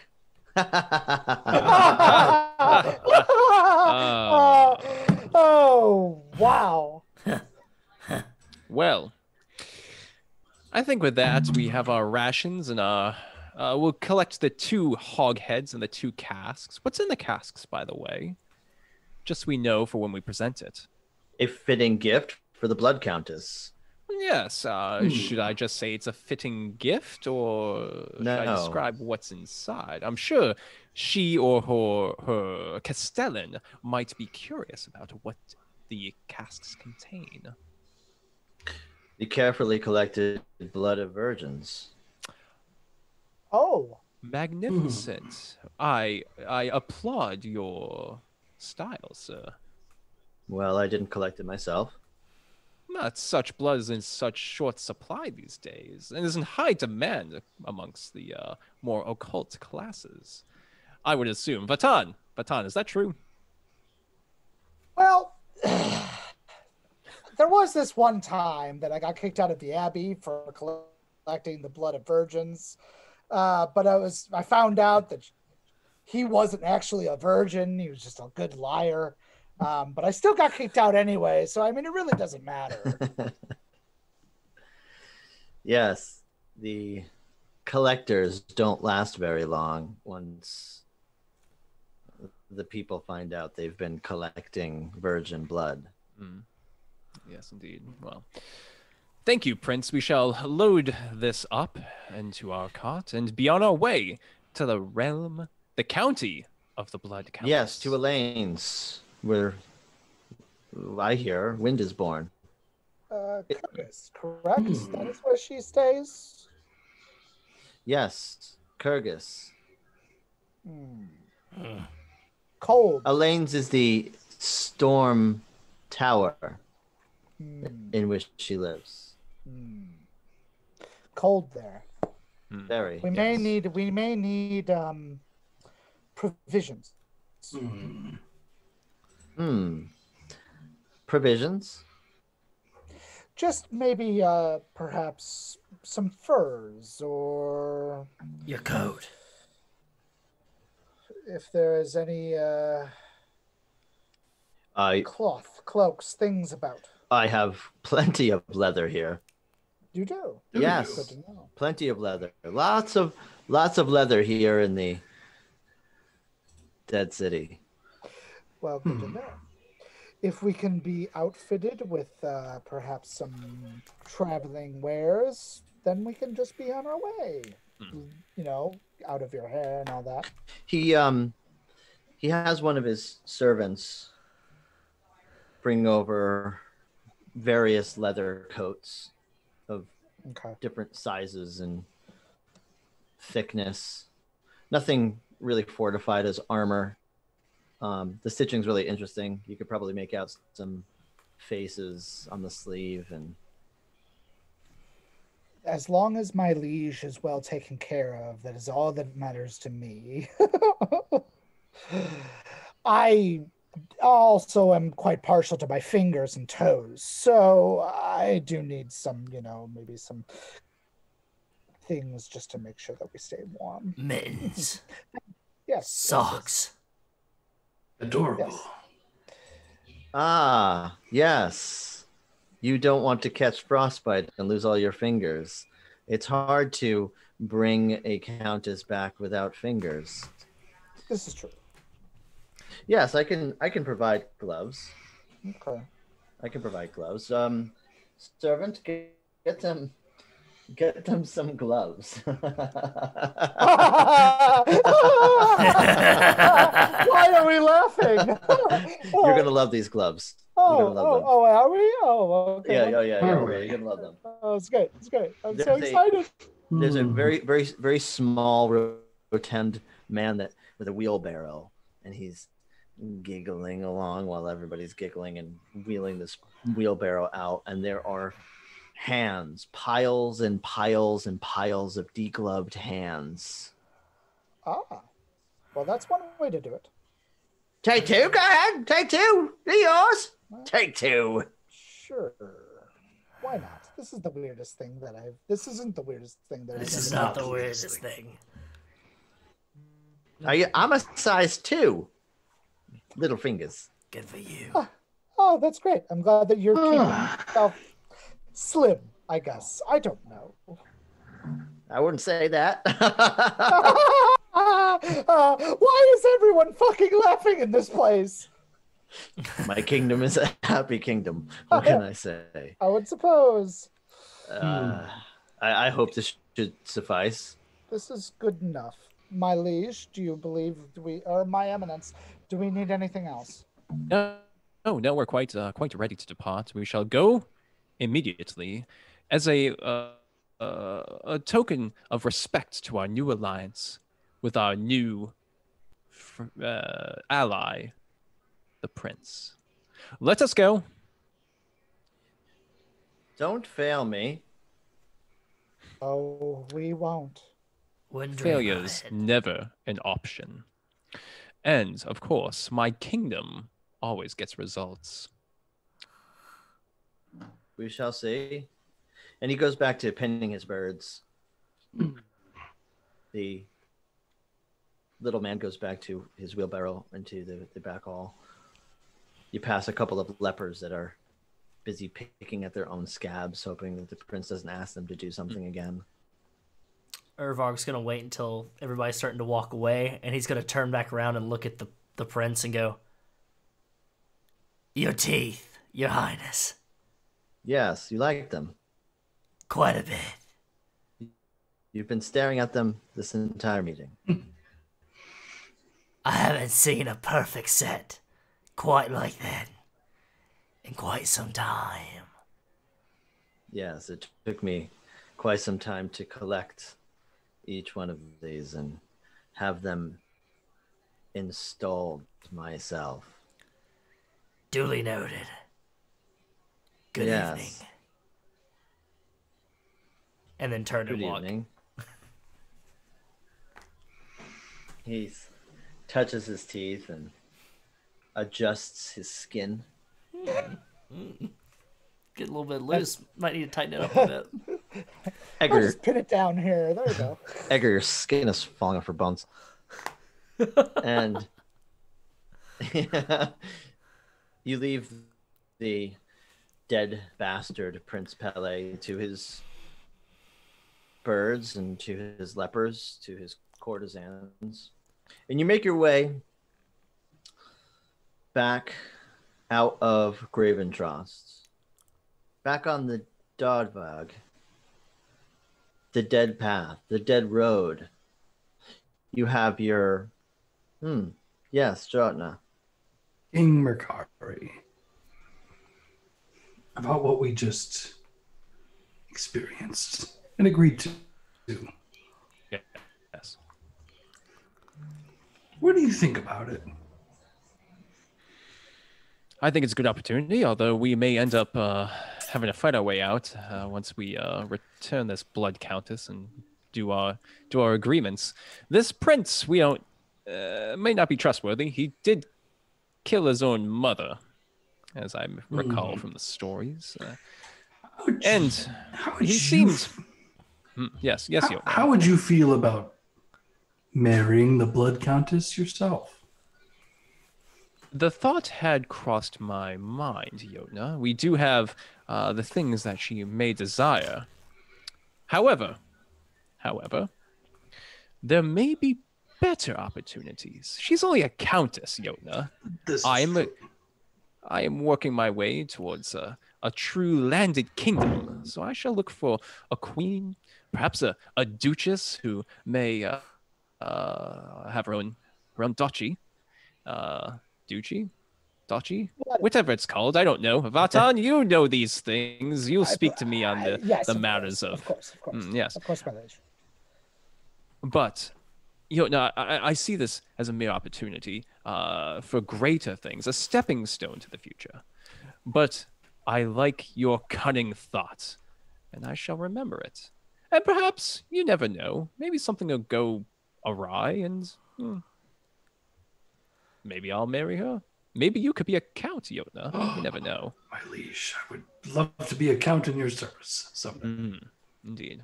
It would be a shame to tell this Blood Countess the prince's intentions, and lead her and perhaps our finest soldiers for a wedding.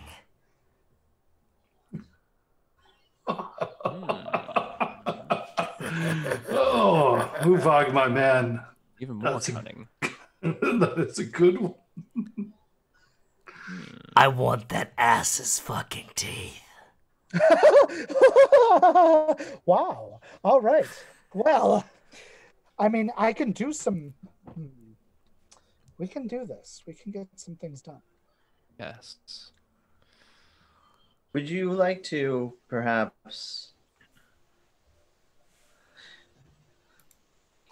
do a little divination and look at the stones to see where this new path might lead? This Sure. new plan that you are Sure. formulating? Sure. I'm going to take out a few stones, but I'm also going to take out one of those pieces of glass and see if I can toss it in. Yes.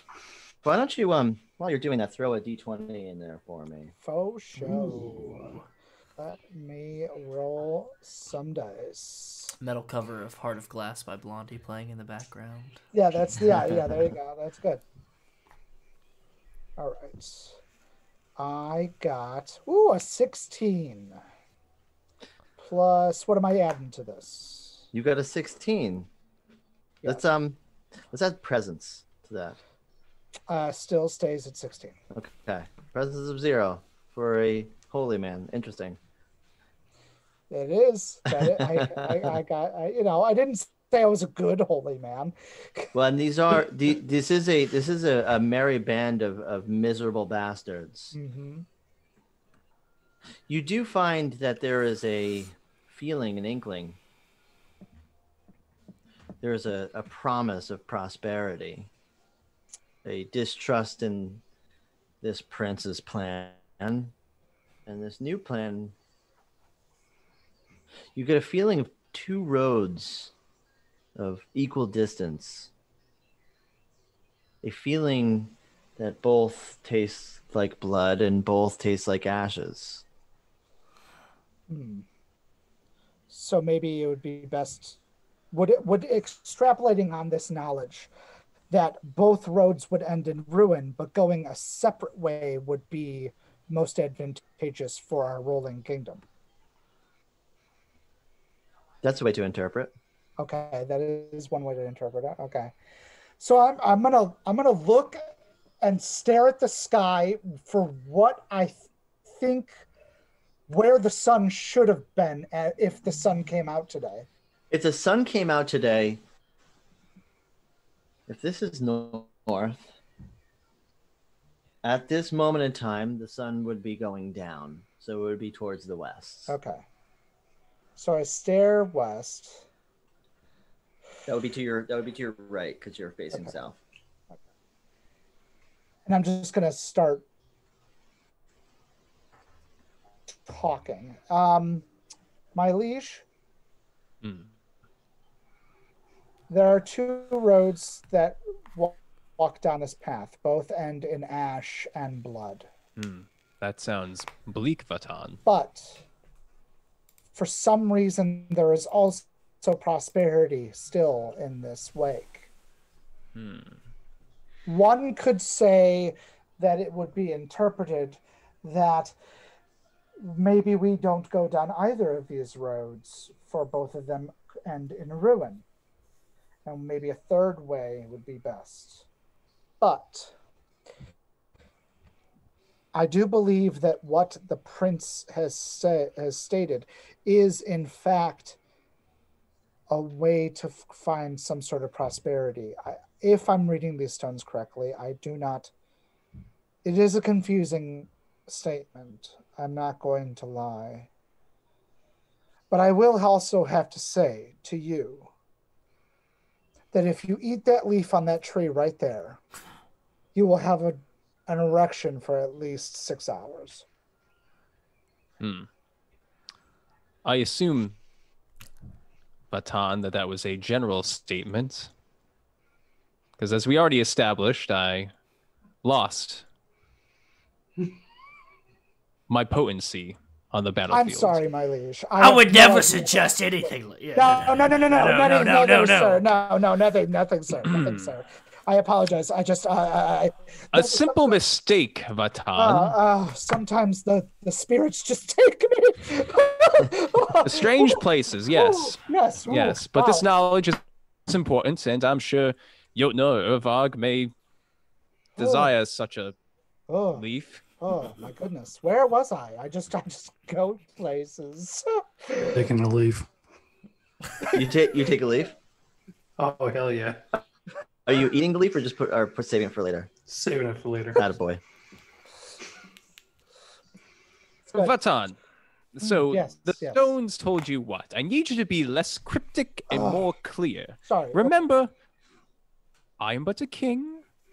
Chosen by whatever gods, the basilisk, if you will, but you are the learned holy man who must interpret the symbols of those higher planes to me.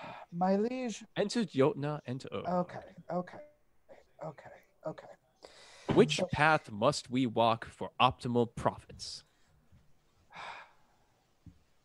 Both are profitable. But the prince's, if we follow through with the prince, his plan, it will lead us to prosperity. So more profit. Excellent. Yes. Then we shall do that. But that's the optimal path. But the problem is, my liege, is that both of them also still end in blood and ash. Which one has more blood and more ash? Hold on. And I take out more rocks, and I take out like what looks to be like a little mechanical thing, and I wind it up, and it does nothing, but I put it down on the ground. And then I have like a compass, and I do like 3 things with the compass, and then I draw a quarter circle, and then I spit on the ground 3 times. There's a image of sunlight again, but it's covered by a filter, a red filter that basks the world in blood. Fuck. Okay. So, if we go north to the lady, the sun will come back out, but it will be covered in blood. Sun? A blood sun? A blood sun. I'll take a blood sun instead of no sun. Or no sun. Blood sun seems nice, right? I mean, it seems pretty cool, right? You know, we've been eating fungus and other things for centuries since the sun vanished. We could have grain again, legendary grain. Bread. Apples. Have you heard the stories of bread? I have. I once even These days, we use all of our leftover grains and seeds to ferment alcohol. But we could have more. We could have fresh alcohol. Oh, more alcohol. Much more if the sun comes back. Even a blood red sun. It would be something. Beer. If that's the truth, Vatan, then that is the path that we must walk. And this kingdom of ours shall lead this dark world into a new future. One where we won't all die and turn to dust, but perhaps one where we could thrive and get away from this blackness. Isn't that a noble cause to strive for? Isn't that something that a king would strive for? The books do speak of hope. I do not understand if hope is possible, my liege. I do not understand if it is, Right. but You're right. but if you believe in it, I will follow you. And But- I will trust your wisdom. Wait a minute. Vatan, think about it this way. Urvag, Jotna, think about this. If this is the path that we walk, maybe we will find the sun and we'll be able to control it. We will be the ones that profit while the rest of these swine wither in misery. Perfection. First we control the sun, Yes. and then we get the power. Excellent. Well, Yes. see, and this is why you are the king. This is it. There's Brilliant, my liege. Yes, absolutely, my excellency. Absolutely. there's a quote from the nameless scriptures, Vatan, that comes to your mind. Mhm. And the day shall be as night, and night as day. And you shall not sleep, and neither shall you wake. And Thalia shall have her will, and drink all color from the world. And those who walk on two legs shall be nameless as the beasts of the field. But what if a king doesn't walk on two legs? I see. The Rolling King. The Rolling King. Simply perfection. The prophecies of the good book are with us, and we shall walk this path. Let us go to the Blood Countess and ensure that we get her to the dead prince one way or another. All right. Let's go. The kingdom of the Black Throne travels across the land, and it's not overnight. It's actually over 4 nights. And some of you have 4 days worth of food. Others may not. I do not. So who am I going to eat? My liege, how about I instead just give you a ration? Ah, very good. Thank you. I would gladly give up one of mine as well.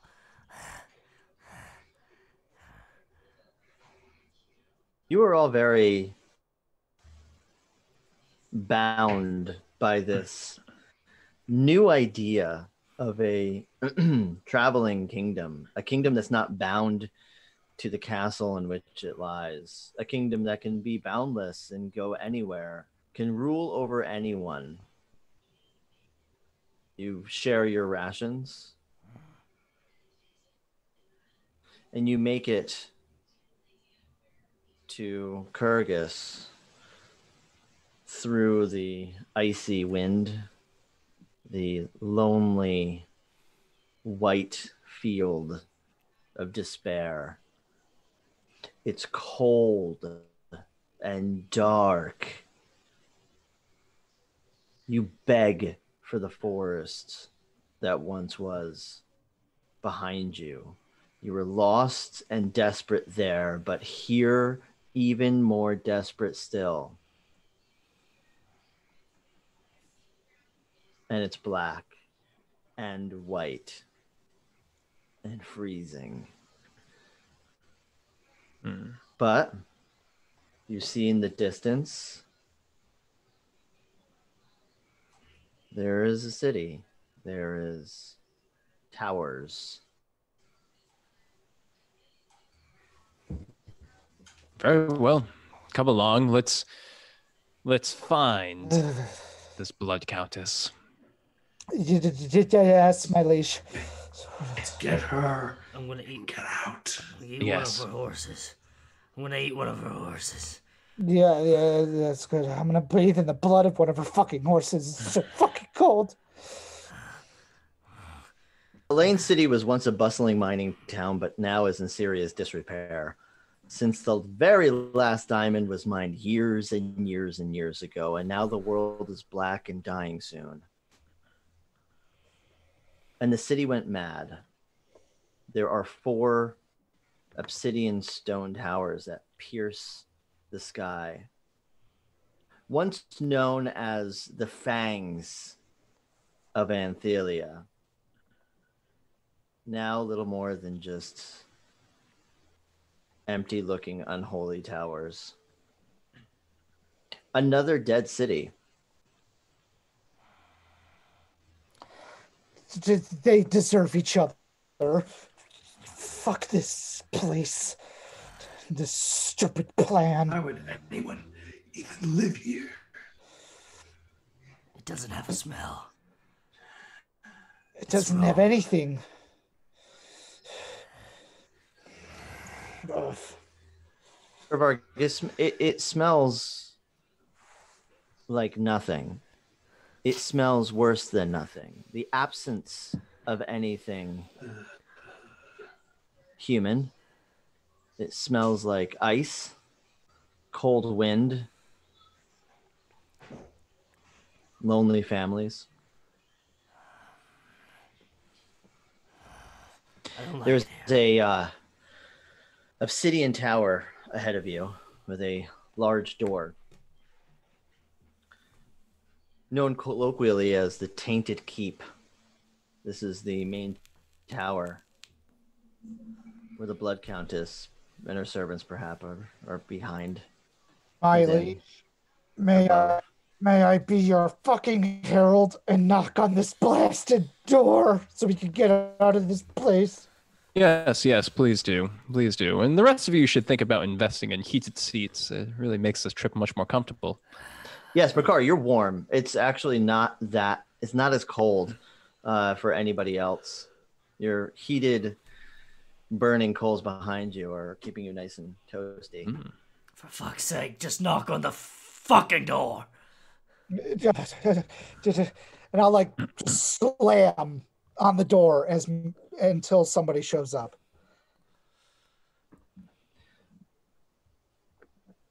The waiting period between you knocking and the door opening is almost unbearable. Your fingers sit within the fingers of dead people, and they're not doing much help. These gloves were okay at first, but now you can really start to feel the cold. I'm eyeing Skid. I need to be able to write with these fingers. Don't you fucking dare fall off, I swear by the basilisks. I'm half considering setting this entire place on fire just to feel warm again. It would be a blessing. The door opens, and there's a child, a boy. Oh, small one, I am the herald of the rolling black throne. I never heard of one of those. Well, Got one? No.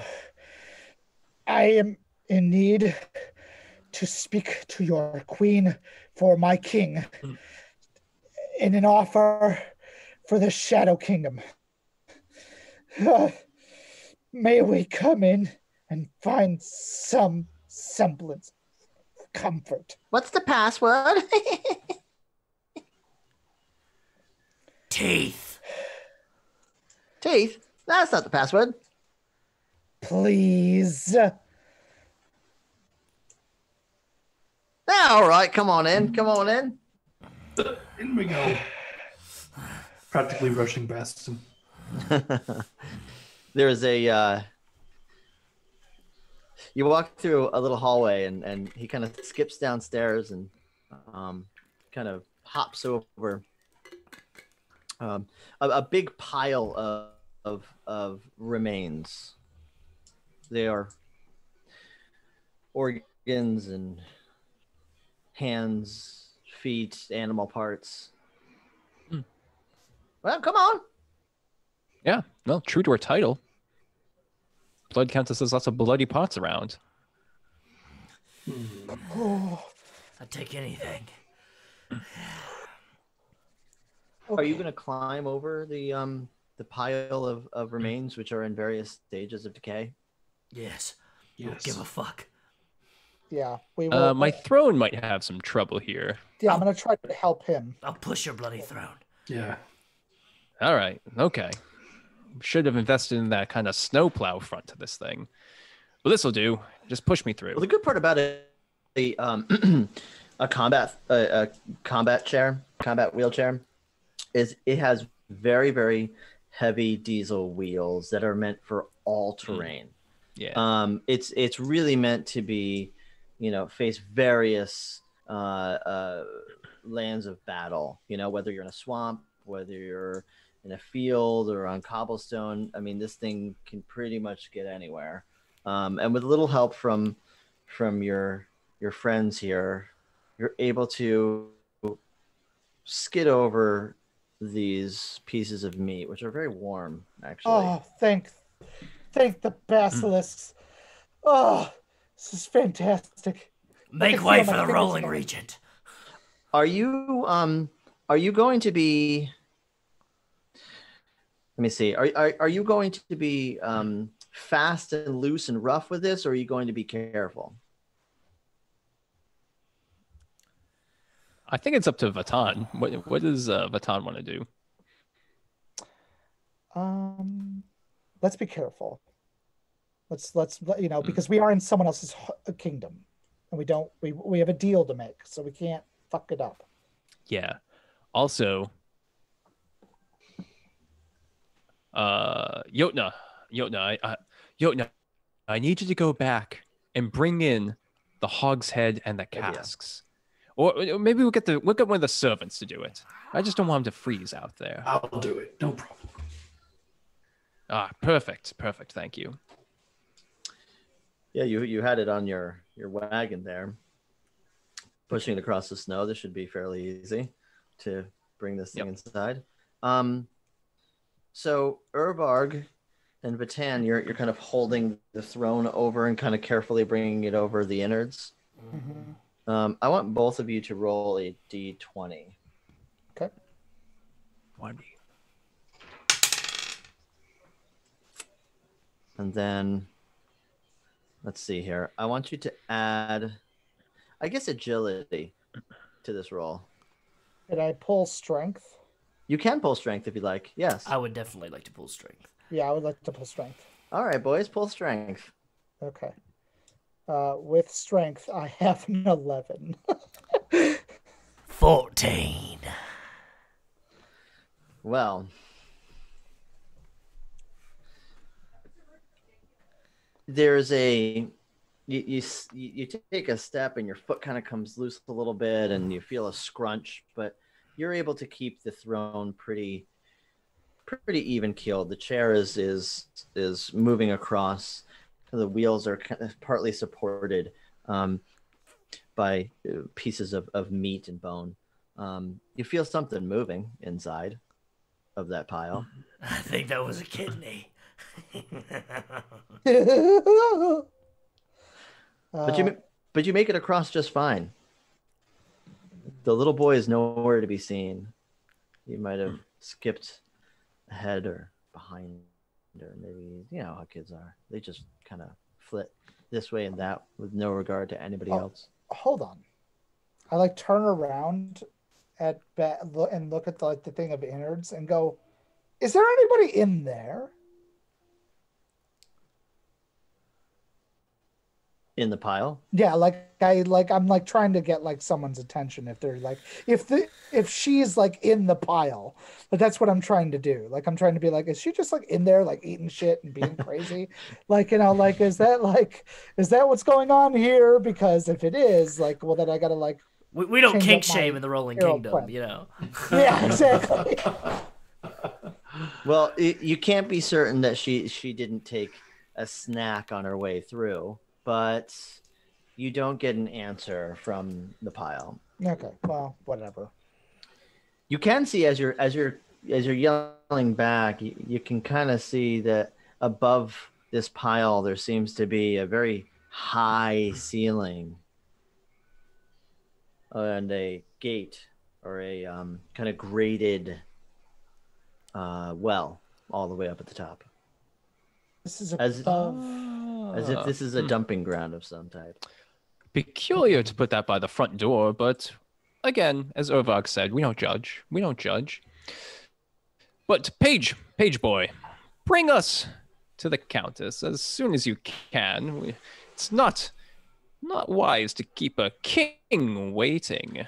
Your voice echoes across the halls to deaf ears because the boy is nowhere to be seen. What the shit? Where did he go? My Excellence, I believe that we might just have to make our way up to the court. Very well, very well. You boys put your back into it. See, there's going to be a lot of stairs up ahead. Maybe there is perhaps a one of those mechanical lifty things. This is a place of royalty. I wouldn't put it past it that they wouldn't install one of those things. Sunrise. Well, you can look for the lift, and if we find one, we'll take it. Otherwise, the two of you, I would prefer to carry me up. Of course, my liege. I'm going to take a look around and see if there's a lift.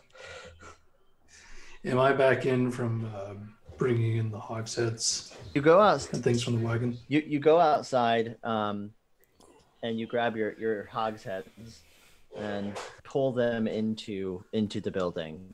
You need to find a way to get these things over your pile of innards and squishy pieces of meat. I'll go help the bastard. Also, remember the donkey. Maybe that would help. Strap it up and get it. Oh my, yes. Please bring the animals inside as well. This is a good idea. We don't want them freezing out there. Or if there's a warm stable, that might be good too. So where was the stable boy? What is wrong with this kingdom? No one's here doing any of their jobs. Urvarg and Vatan, are you going to go back over the pit? I'll go back over the pit. No, I'm hanging out with my. I'm looking for the lift. Yeah. Oh, so you're gonna walk down the hallway? Yeah. I'm looking for the lift for, my king. Yep. And then Urvarg, are you going back over? Or Yeah. are you gonna go with Vatan? I figured I'll go help the fop with the hogsheads. So do me a favor and roll a d20. Fuck. Natural 20? Oh shit. You're like that little boy. You kind of skip and frolic and bounce on over that pit, no problem. That's the fastest I've ever seen him move.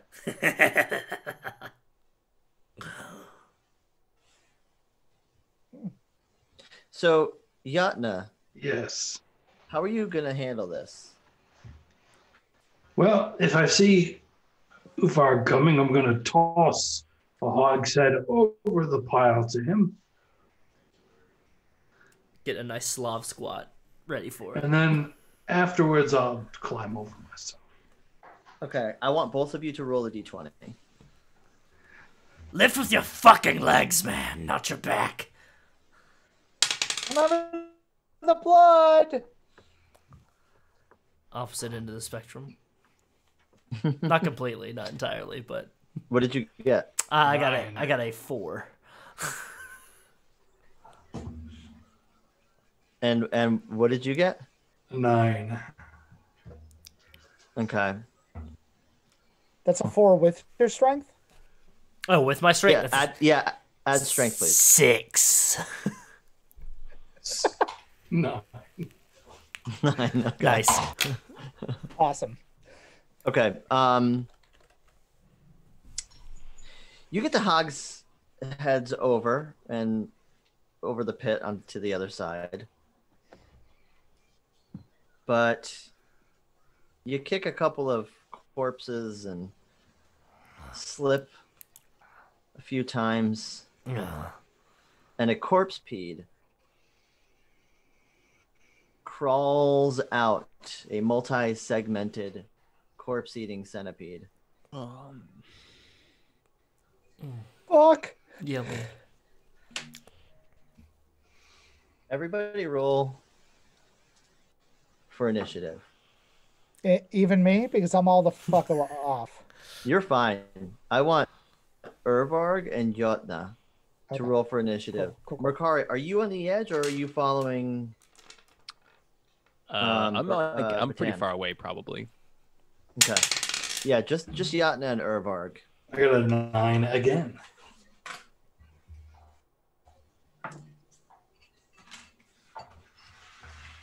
Five. Okay. 5,000.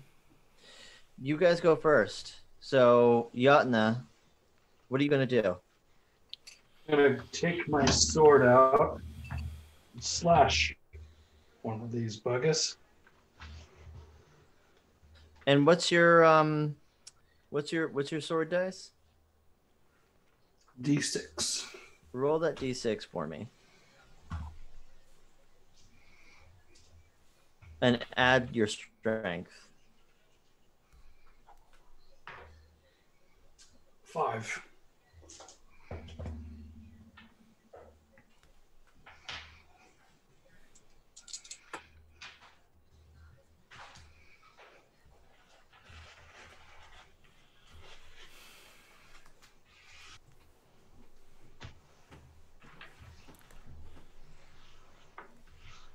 Okay.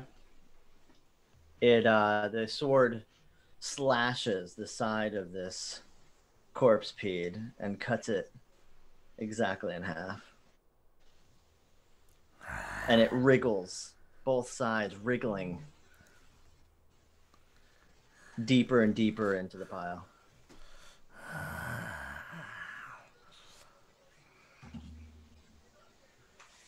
It's dead. You make it across, and Vatan, as you hear your party yelling in the hallways,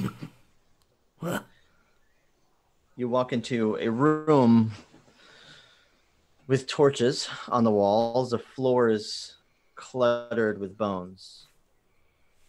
And there are 2 pedestals, 2 podiums, with marble busts of grinning corpses wearing really fine jewelry and regalia facing each other. And there's a mirror on the wall. Okay. This seems like not a lift, but stranger things have happened in this universe. And I'll walk into the room and look at the mirror. You're going to look at the mirror? Yeah, totally. Okay.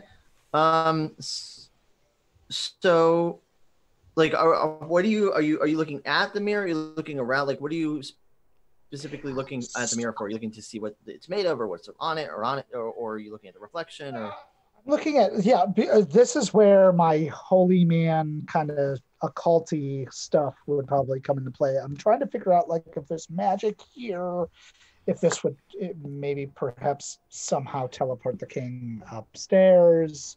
Somehow, I'm trying to figure out what the fuck this room is all about.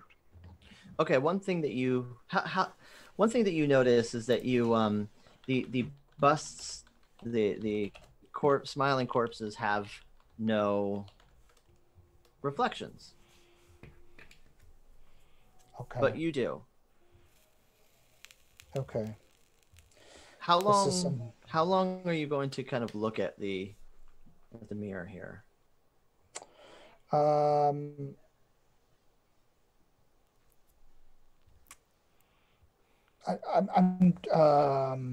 As you were looking at yourself, you can notice that the wrinkles around your eyes from the laughing have been deeper than last time you looked at your reflection. It's been a while, and in time has passed, and it's been a really rough journey here. But you also notice that your skin starts to kind of sag. You become skinnier. Okay, enough. Now, like, turn away. I see what's happening here. All right, so it's a puzzle of some kind. There's two busts. They're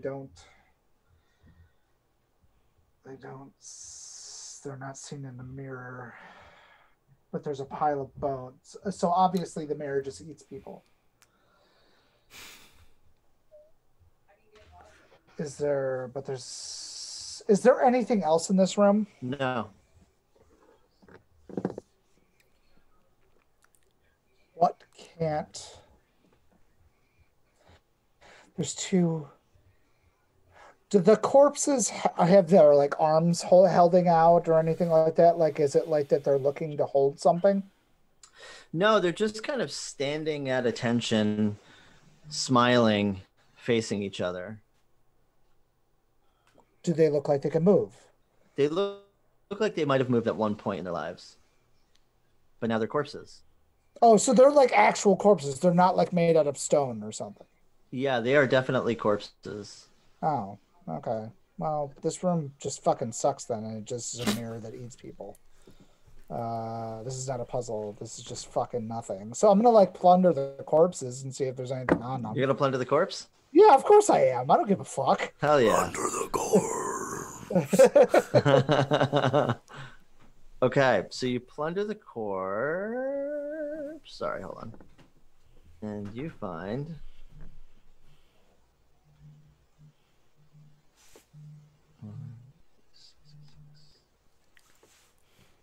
Let's see what you find. Here's the cool thing about MÖRK BORG, is that there are a lot of things that are randomized. Yeah, there's a lot of random shit at the beginning of this book. They kickstarted a whole zine that is mostly random generators. Yes, I have that zine. That zine is also the phylactery is fucking bonkers. It is great. It is You find... Oh, you have it? Yeah. You find a total of 63 silver coins. Holy shit. Wow. He's richer than the rest of us combined. All right, well, I will take those and put them in my coat, and no one will ever see them again except for me. I guess I'm the treasurer of the king as well.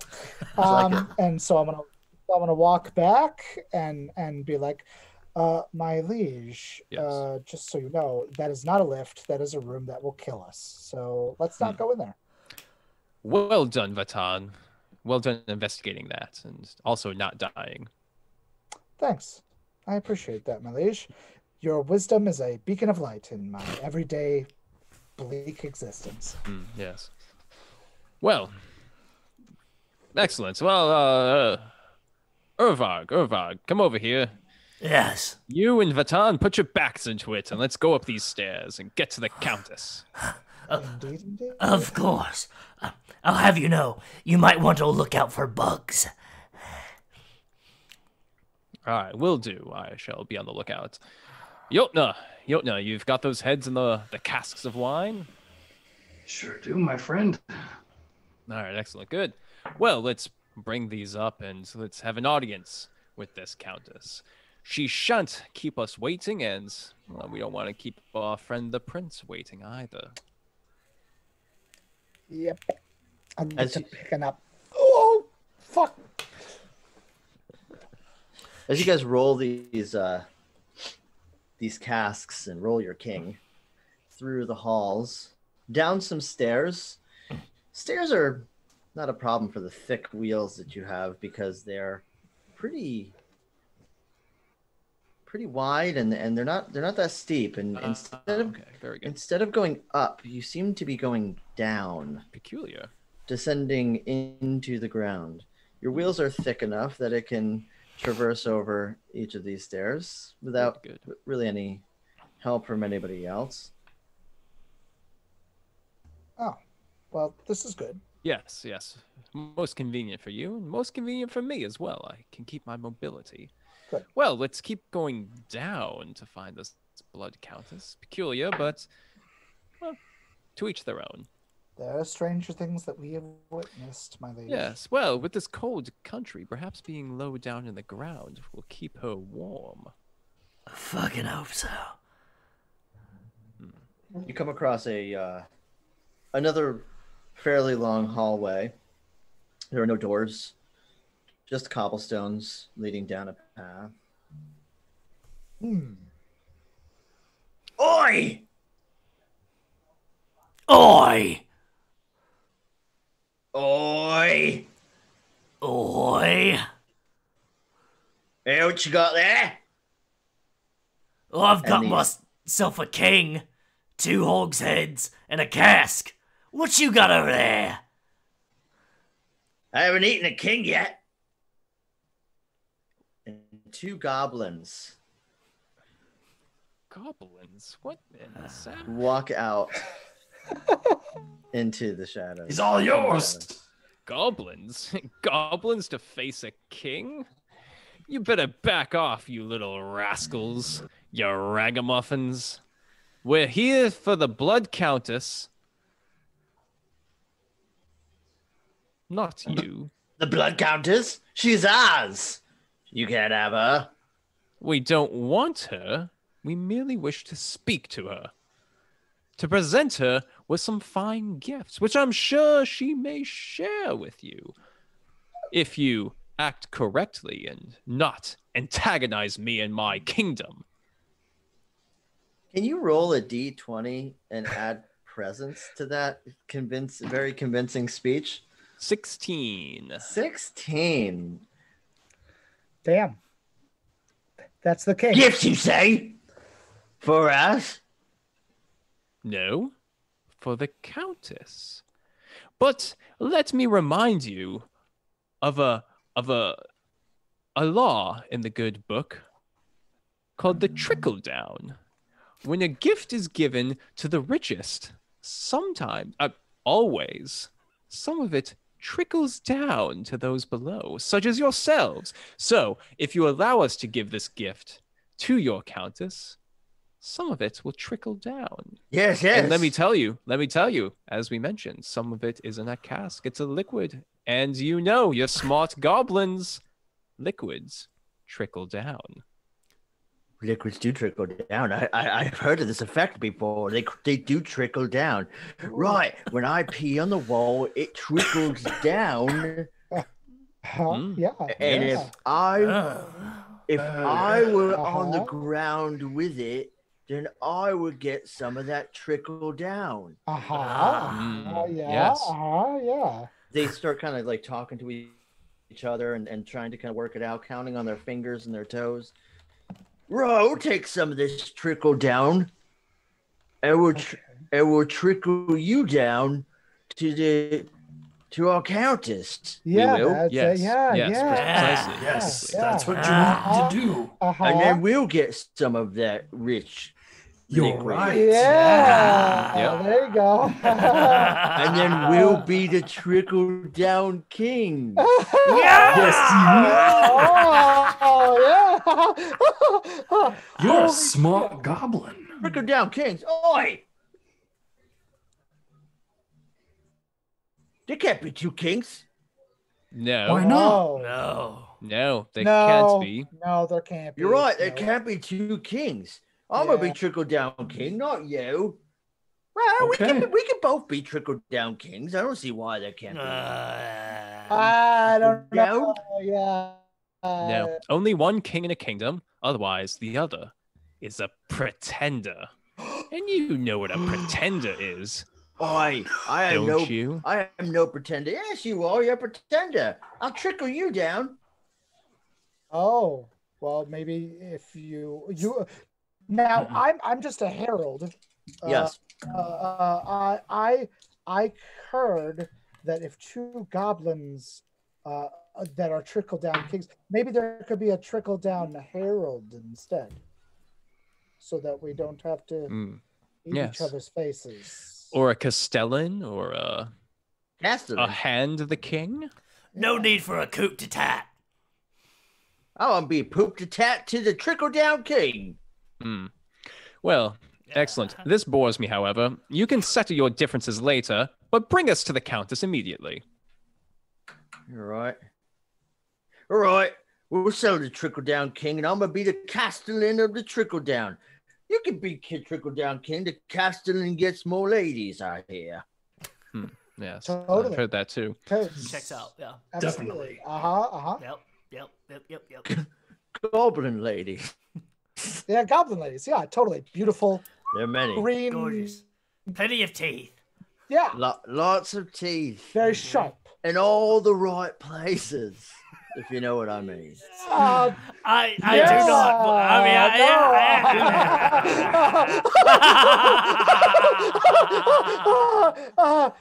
mean, You ain't laughing at me, are you? No.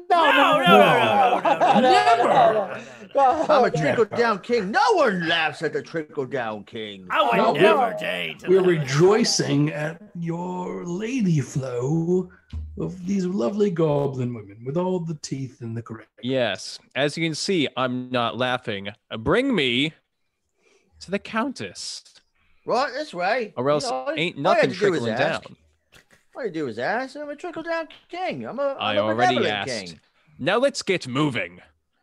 The two are bickering as they're trying to figure out who exactly is going to be the hand or the castle hand of the trickle-down king, or who is exactly going to be the trickle-down king.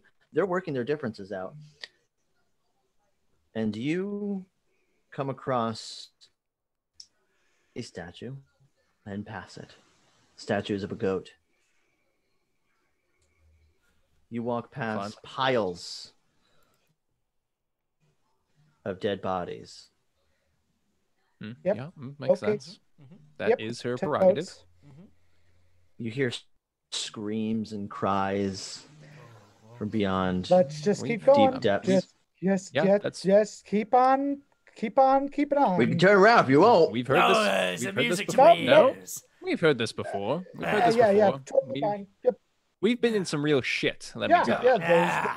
Literal shit. Figurative and literal. Yeah, there was the Tower of Shit. That was awful.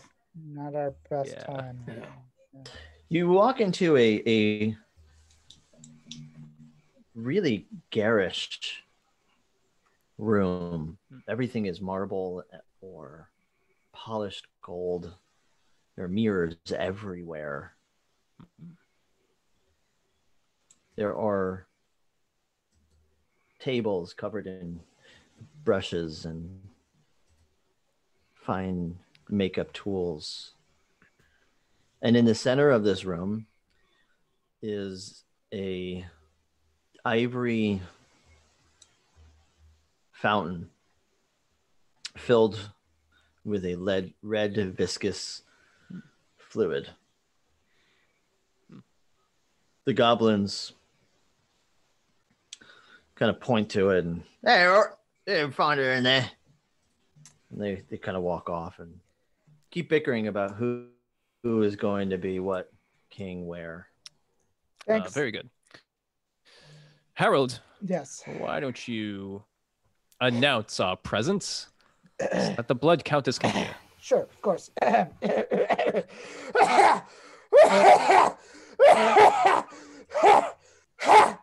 Excuse me. Okay. His Eminency, the King of the Rolling Black Throne, Makari.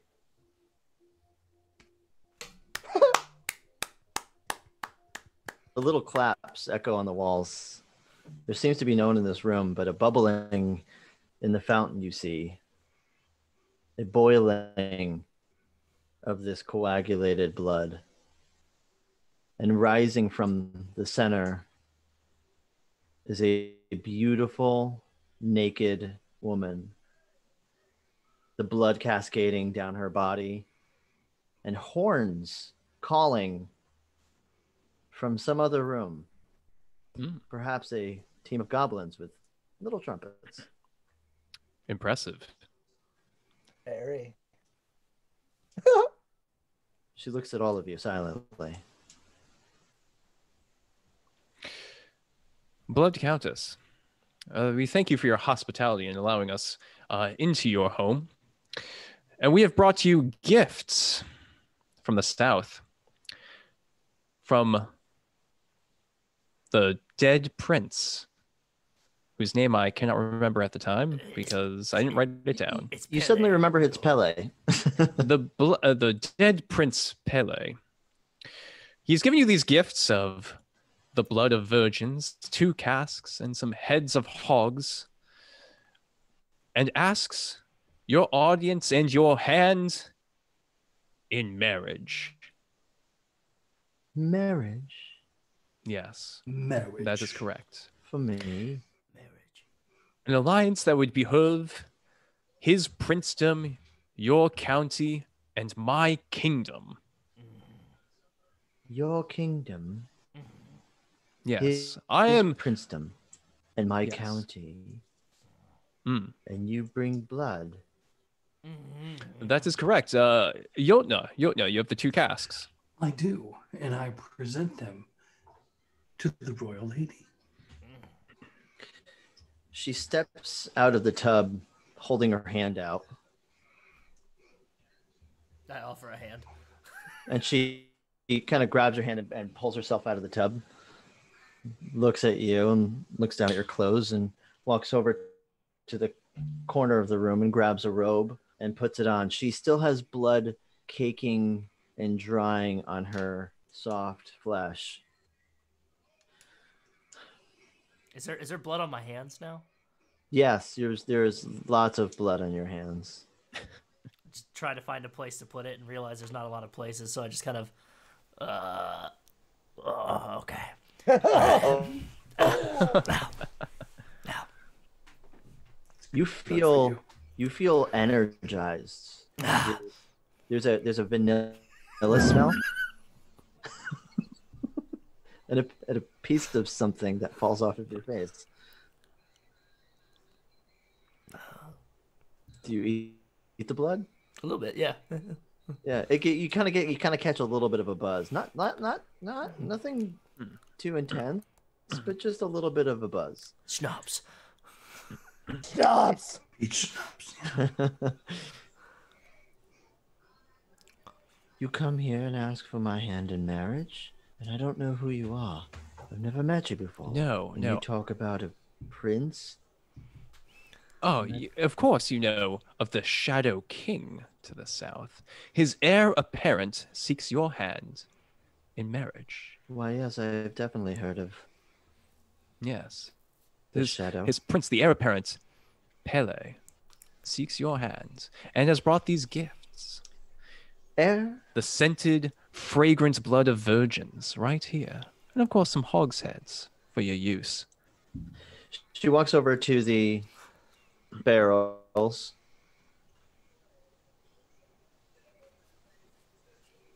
Pops the cork off of one of them and dips a finger.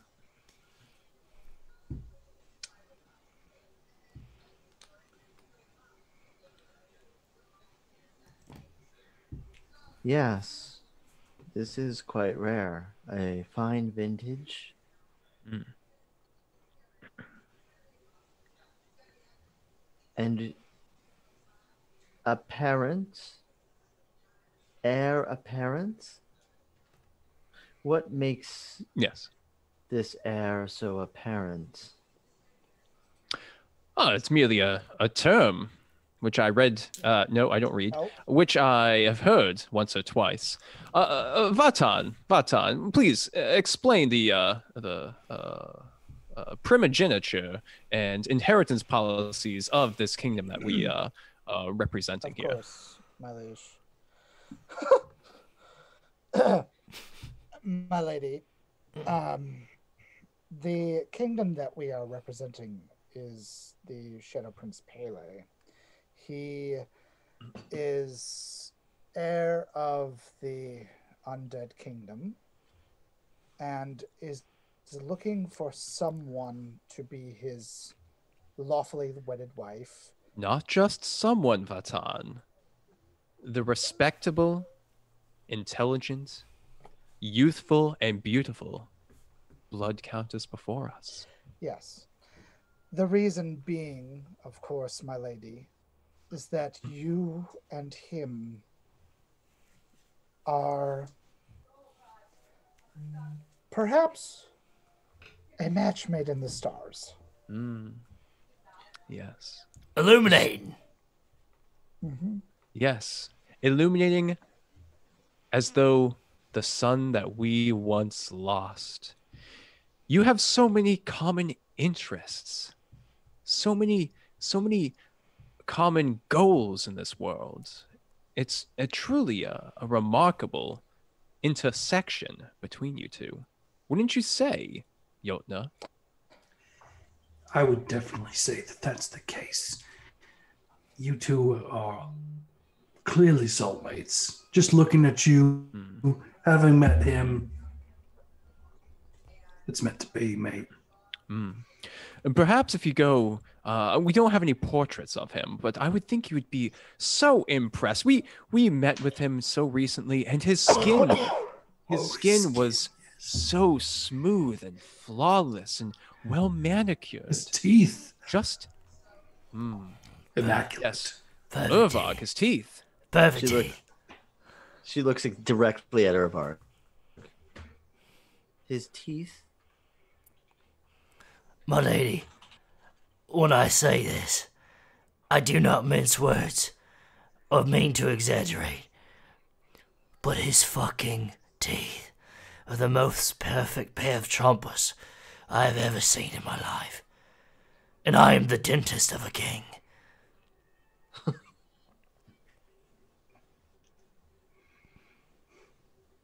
I am beautiful. Of course. Yes. Like the marrow Yes. that runs through bones. Especially with the blood. Useful. It helps. Yes, it Yes, does. quite.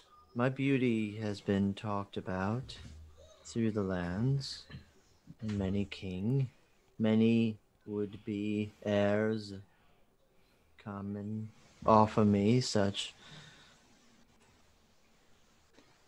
requests. I, of course, take something from the messenger often. These baths can only fill so much, and the offerings which are given to me by my people are never ever enough. And those that come into my castle and ask me such requests, I request something of them. Yes. I request them to give themselves to me. And for anyone... Well, I assume, madam, that you seek blood, and we, of course, have brought these two fine casks with us, Yes. which should be quite suitable to fill your bath for the evening.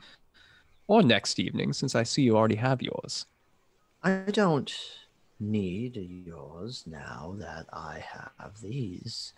You have found a way to win my good graces, and I will let you leave this room of your free will, which is not much that I can say for anybody else who comes in here, save my two boys, whom I love very, very much. And I'd like to thank you for not killing them like most others try. Of course not. No. They were wonderful Oh, gentlemen. great. Yeah, absolutely. Good lads. Yeah. Yeah. A bit tiresome, but respectable enough. Yes, Children. tiresome. Yeah. Yes, my boys talk a lot, but they are good.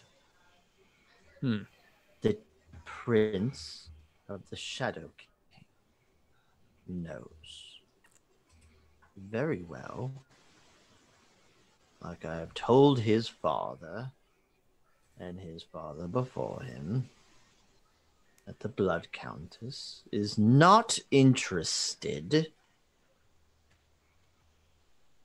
in merging our kingdoms for power. I have Kyrgyz. I have my city. I have my towers. Power comes with beauty and age. My lady, Mhm. may I say one thing? Not I am- before your friend. Oh, of course. Come on, please. Well, I mean, Vatan is like the speaker, so I mean, go ahead, Vatan. I mean, it's only fair. I mean, I'm just a lowly dentist. You're a good boy, like my boys. And don't let anybody ever tell you otherwise. I do Mhm. try. That's true. If you have something to say, say it. I just might want to suggest something, because your countess ship, do not have a need for a husband, for you or a prince or a king, for you are very self-sustainable Yes, on your own. yes. Would it be much more fortuitous for your boys are going to grow at some point, because Yes. boys do grow to men, and they will need a place to spread their legs and frolic and govern as counts. But what better would it be to carry on your name as counts or as kings themselves? Interesting. Most wise, Ovog. Very wise. Yeah, I have my moments. I Absolutely. have my moments. And if I might add on the wisdom of Varg, my lady, your will has been spoken across this entire land, Yes. very specifically by people like me, those of the religious caste. This is nothing more than a way to solidify your will. My will. Be done. One day. But what it is, my interest in the Shadow Tower is not to own it. I could own the Shadow Tower if I wanted. I could own Graven-Trosk and all its dead inhabitants, should I show up, appear as beautiful as I do, and take it. I want it gone. Oh, I want it all gone. Fair enough. Well, Very good.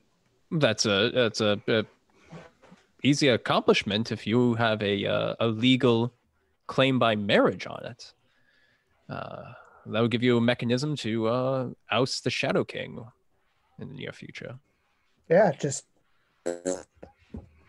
Yes. You're saying that I marry him and kill them afterwards. yeah. Well, Yeah, why Well, not? I mean, one would never suggest that you do it yourself. You might have somebody willing to do it for you.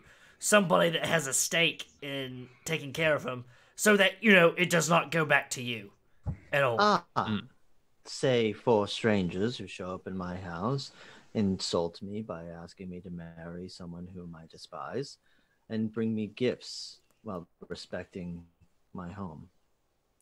Of course, as messengers, suggesting as messengers, but also as freelance entrepreneurs. Businessmen. well, yes. Yes. All that exists in this dark world is capitalism. Trickle down. Yes. Ronald world is- Mercury Reagan. For the world is truly dark. An ending soon. And perhaps that might have played a little part. If we are truly talking about trade, and you are suggesting that I send you back to do him in for me, Well, you'll need to, of course, have if not a marriage ceremony, at least a signing of legal documents and the like. But I think we could negotiate a I mean, I am a man of the cloth. liquidation. Ah, of course, Vatan, of course. Of course. You can produce the documents. Of course, yeah. Have the Countess sign, Yeah. and then we'll just bring it back to the prince. And after he signs, he'll be off. Rip his fucking teeth out. Really, yeah, so we will, yeah. wonderful. Yeah, his teeth. And of Sorry, course, did you say Vatan will rip need his teeth out? Well, yes. But they're such nice teeth, I hear. But well, Yeah, they must be preserved. yeah, indeed. for history sake. So you're suggesting that we sign a legal document of marriage, which gives me reign over the Shadowlands. Oh, after his death, according to Primo. I mean, I can. So Yes, they have an Dermis. agnatic primogeniture there, which will give you some legal claim to the Shadow Kingdom after his death as his Yeah, wife. write it all up.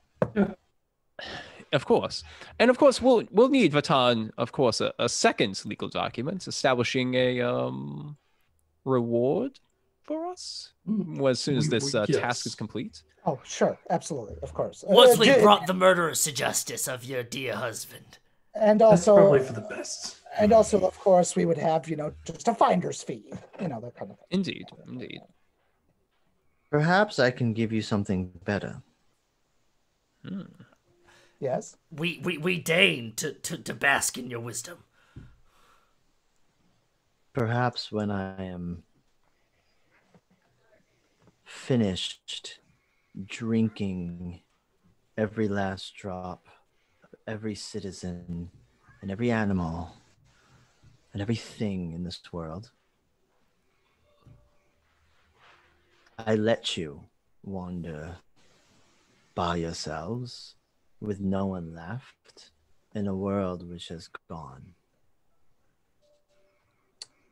Seems pretty good to me. Yeah, I'd see no issue with that. Yeah, I mean, thank you. Well, just to clarify, how much of this remainder of the world will be my kingdom? Well, all of it. My God. I knew it. I was right. I knew it. I knew it. I knew it. Sold! You Oh, were this the sounds winner. incredible. Oh. We'll be able to, well, me and my council of compatriots will discuss our plans afterwards, but this is so exciting. Oh my.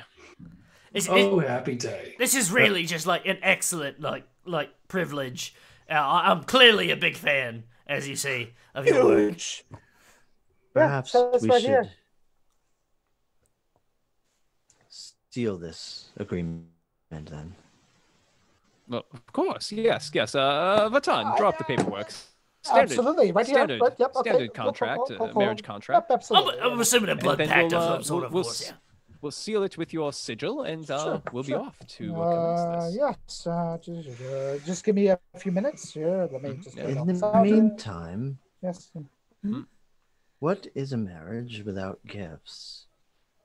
I have been given mine, Yes. and I should deliver one to my groom. Most wise. Sure. Definitely. An advance on your dowry of sorts. Very generous indeed. Very, very, very. Yes, I am beautiful and I am generous. Benevolent even. Also benevolent. What else? Tell me. Radiant. Beautiful. Wonderful. Gorgeous. Effervescent. Just. I don't know what that word means, but it sounds very positive. I have no Thank fucking you. clue, but it does sound really good. You did great. You did great.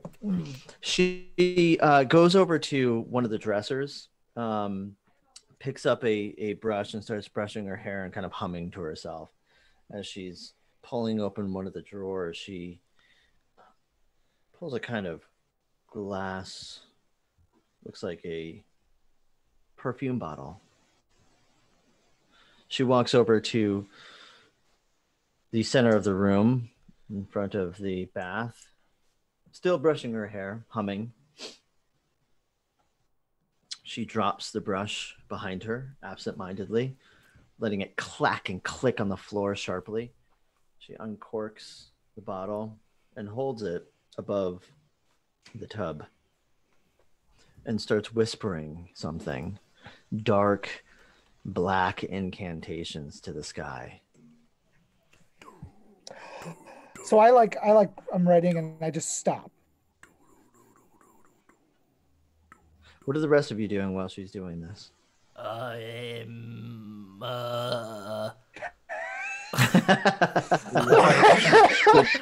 Yeah.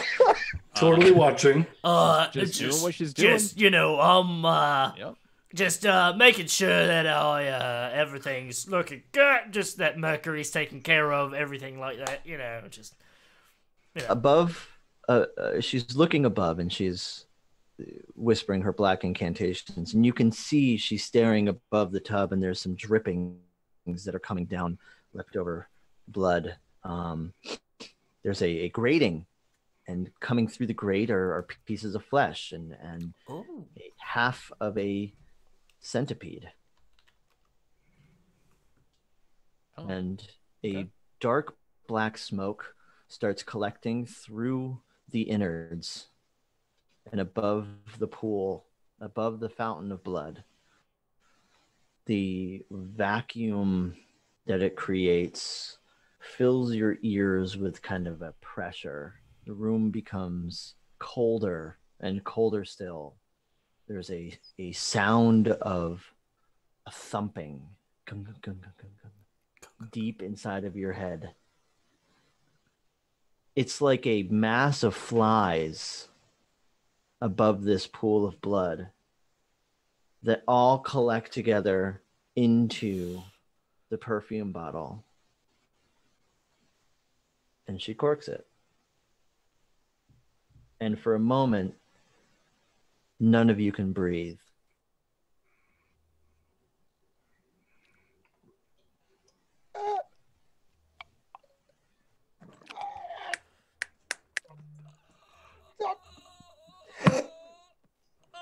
And the moment she corks it, you can breathe again.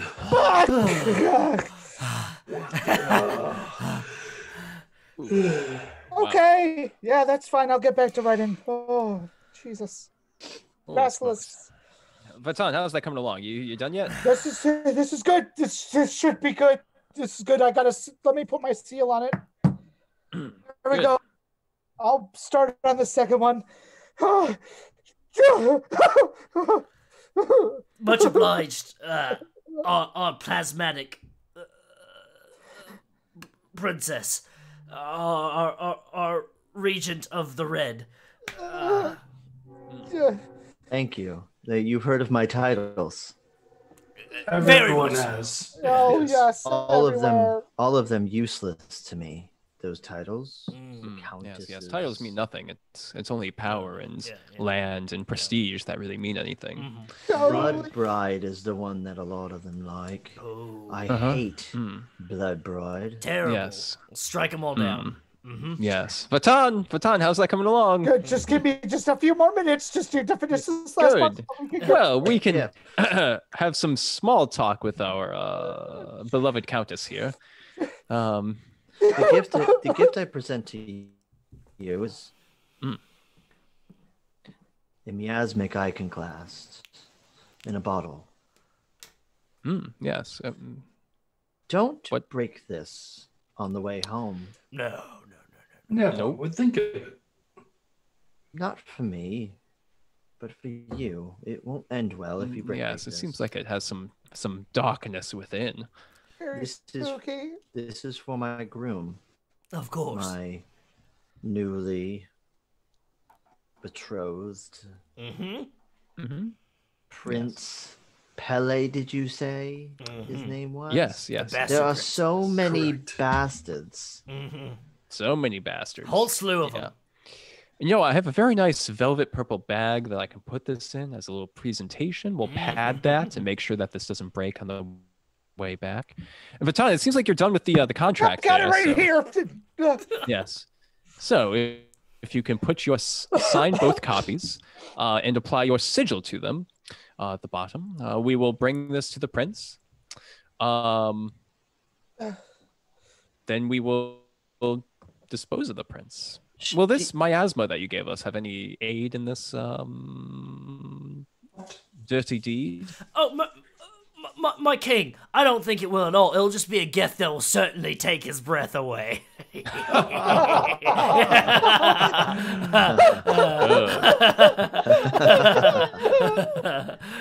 Yes. You are a funny bunch now, aren't you? Boy. A Yeah. parting gift, a farewell kiss. She gives it to you, and she smells like a mix of vanilla and home and sunlight, a mother's embrace, your first woman's kiss. She smells like memory. You understand why so many are obsessed with trying to bride and perhaps bed this woman, but you also respect how controlled she is. She pulls a knife out and slices the palm of her hand. Black blood spills from the cut, and she presses her hand on the contract. Quite the sigil. Is there two? There's two of them? Yep. Yes, this yes, is the another second copy, one, yeah. just so we get paid. Yeah, that's just So she takes a small thimble from the pocket of her robe, and she pours some of her blood in the thimble, and she hands it to the Black Throne King. Yes, thank you. One sip is all you need, is all of you will need, and you will live like true kings at the bottom of this world, with nothing left and no one left, and I will leave you alone. And she presses her hand on the second contract. Very well. Thank you. I think I'll take my sip now, if you don't mind, my lady. Please.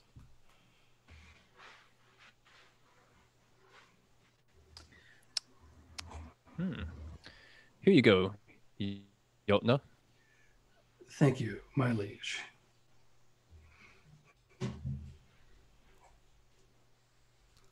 Cheers. To pass it to Urvarg. Yeah, Urvarg. me. Urvarg, Yeah, you're okay. next. I'll just. Yes, don't Take a sip. hog it. Oh no! Of course not. Wouldn't dream of it. Sip, pass. This is how we. Yes. Pass the Dutch blood to the left hand side. Barbary school. Yeah. Vatan, the best for last. Yeah. Thank you, good sir. Here's to you, and thank you, my lady. And I'll just throw it all back and hand her back her thimble. She takes the thimble and puts it in her pocket, and she takes her robe off and dips back into the tub. Welcome to Oblivion. Oh, thank you so very much, my lady. I will take these paperwork and put it in my hat. And there we go. And we will get it to the prince to sign. Your Sweet. your stomachs turn, and each one of you roll a d20 for me. 7. Ooh, add 19. Nat 20. Whoa!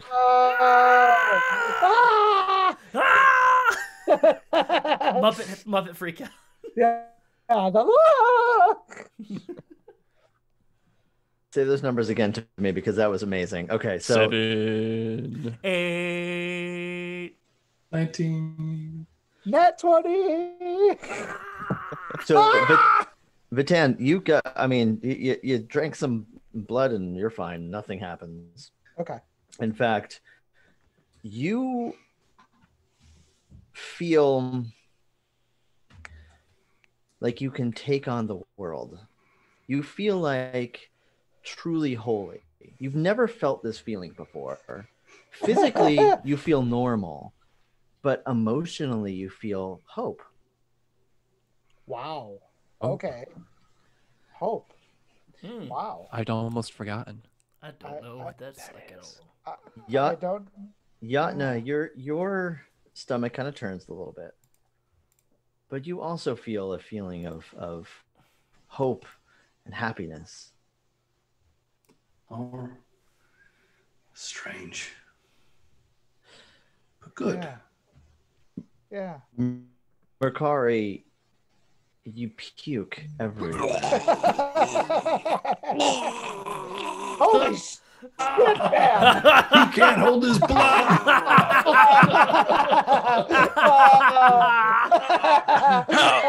How dare you make fun of me, you three? What are you gonna do about it, you? I'll get you. You'll pay for this, all of you. The puking king. Mercari, as you're puking and everyone is laughing at you, you get a true feeling of power, as if this entire trip is worth it. Everything is coming up, Mercari. Just not right now. Yes. We'll have our kingdom. It'll be the entire world. Yes. And once we have it, we'll repopulate it. Oh. With wait. Yeah. Shit. Whoa. I don't. Todd, Keep going, I need you to do research into the black arts. All right, yes. We need yes, to create new beings to serve us in this game. Yes. Yes, my liege. Yes. Yes. Yes. Yes, we will. Urvarg, you're laughing and it's funny. And it feels so good. And your teeth begin to fall out. Oh no! His teeth You're the worst dentist I've ever seen.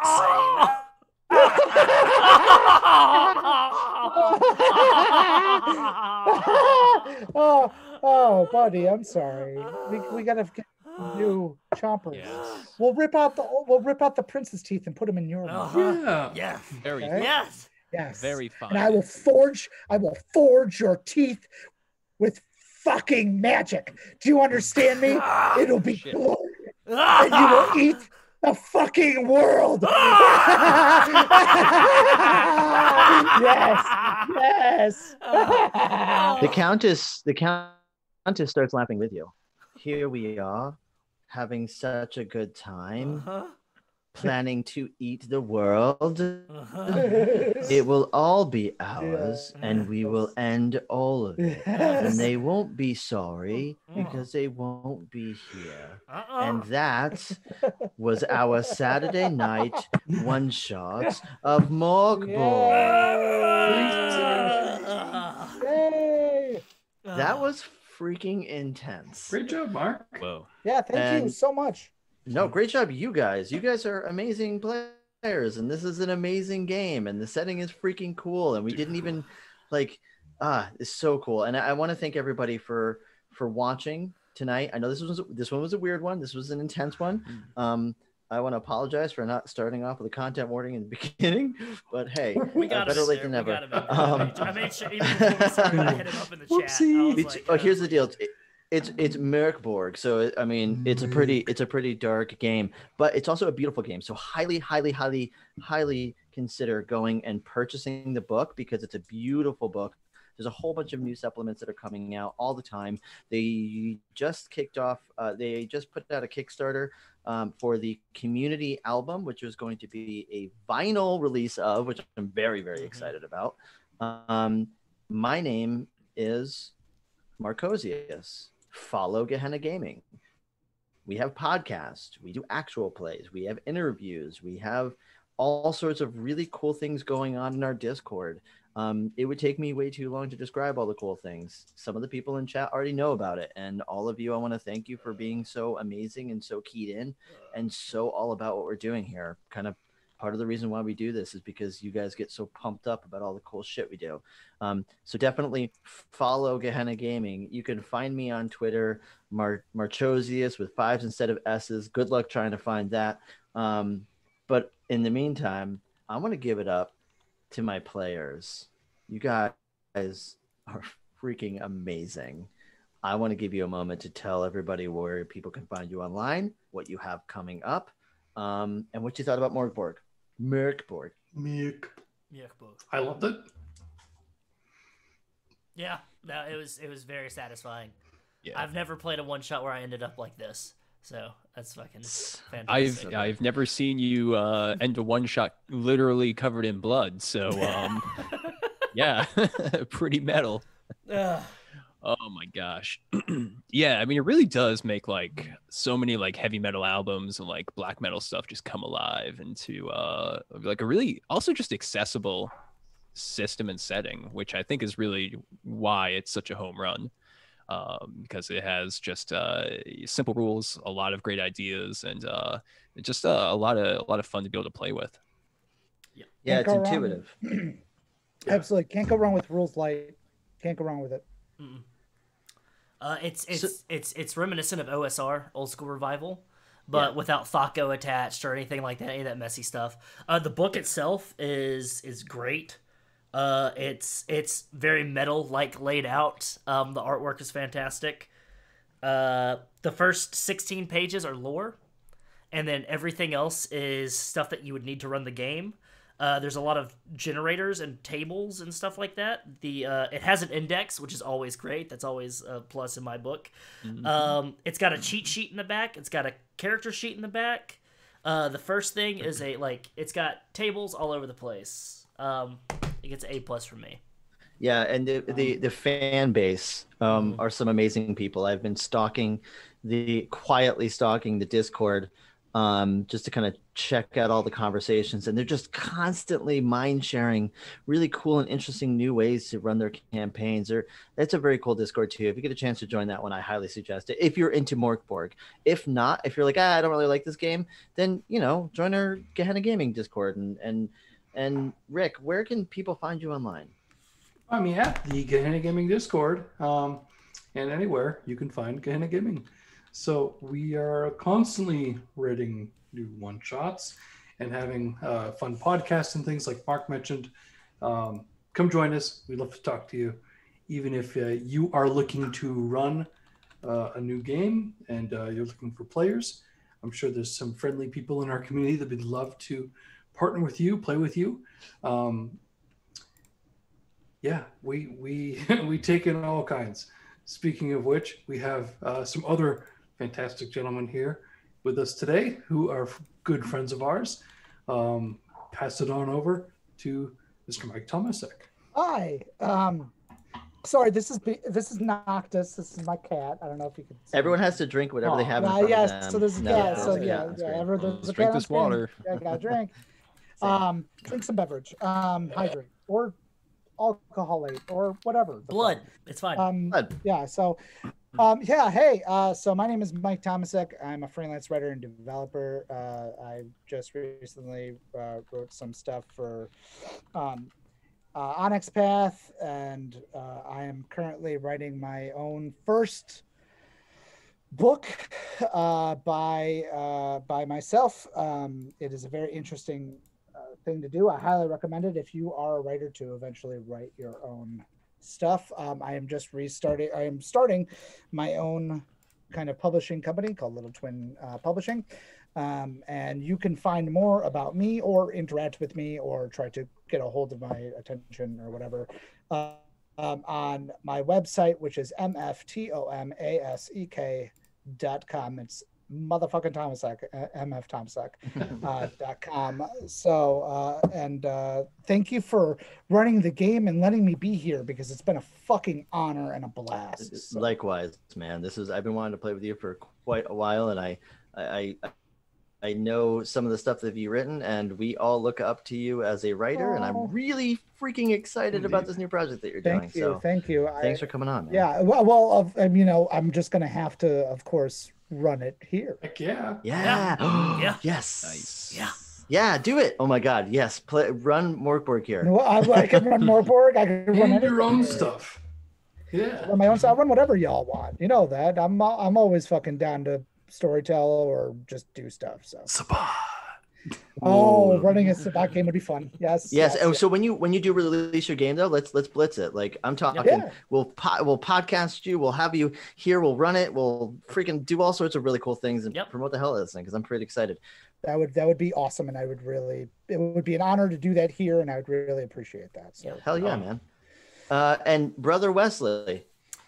Yeah, hi, Brother Wesley here from Carrion Comfort Studios. And one second, let me grab this because I've been doing links for everybody.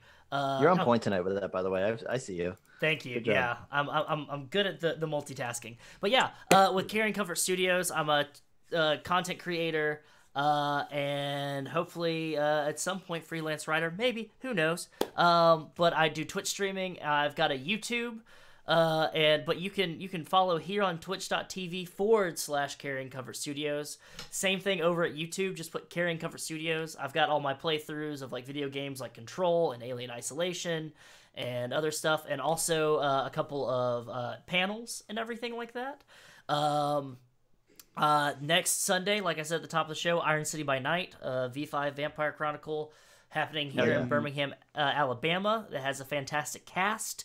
Very excited for it. Very nervous for it. I do t-shirt designs. That's thirsttrapmothman.threadless.com. Coming up with some new stuff. I got some Halloween stuff as well that's coming out. That's Halloween adjacent designs that are already out, and some that are coming out soon. And I can also announce this. November 1st, the weekend after Halloween, I'm having the second episode of Carrion Crash Course, which the first one was about LARPing with Raquel Skellington and Matthew Webb.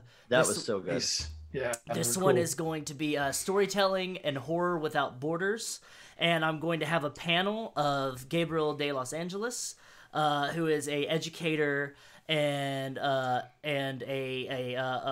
indigenous LARPer, a storyteller, all of the above, just all around like very, very educated gentleman. Cynthia Marie from LA by Night, and other great shows like I think Sirens of the Realm and tons of others, and Shane Easton from Denver by Night, from Iron City, or not Iron City by Night, I wish LA by Night, and a bunch of other stuff, a writer, director, actor, producer, all of the above, and DJ Torador, or Joe, who was on awesome. in the Dark Age thing, and we're all going to be talking about horror and storytelling and how it all encapsulates, and how like it's different and similar between all the different, like all of our different cultures, Nice. like Good whether people. it be Appalachian or Puerto Rican or anything like that, any of the above, and just ways to handle those kind of things. And so it's going to be a great time. I'm very excited. That's awesome. I'm looking forward to that. And then finally, our good friend from Darker Days Radio, Mike. Yeah, that's right. Yeah, so I've been doing Darker Days Radio, a horror tabletop gaming podcast for the past 10 plus years. Pretty epic, pretty awesome. And that's available at darker-days.org. And we just talk about all sorts of different things, a lot of Chronicles of Darkness, World of Darkness. But we also branch out into other things. We're talking about doing a Twilight 2000 episode coming up because, I need lots of that in my life. Yes. But it's going to be pretty cool. Awesome. And then also, I guess a big shout out, we're big friends of Gehenna Gaming. We actually do a Warhammer actual play every other week. And that means tomorrow at 3 p.m. Eastern, we're going to be doing character generation for Warhammer Fantasy Roleplay, which is going to be great. Everyone's going to be randomly determining their characters, it seems like. So maybe I will be an elf noble, or perhaps I will be a human rat catcher. Who knows? It's all part of the Stay fun. tuned and find out. Yeah, definitely tune in, because there's that crew is some of my favorite actual players that we have here. It's fucking awesome. Great people. I of course am Mark Q. Anderson, also known as Marcosius. Tune in next time when we're doing something. I don't know what our next Saturday night one shots is going to be yet. I don't think we have one planned.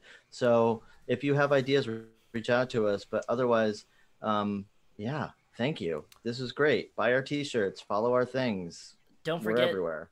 So Sunday you've got WFRP, and then right. Yeah, Monday you've got, I believe it's Monster Hearts 2. I think they're doing a rewatch of the first episode to get ready for the next season, which is next week on the 26th.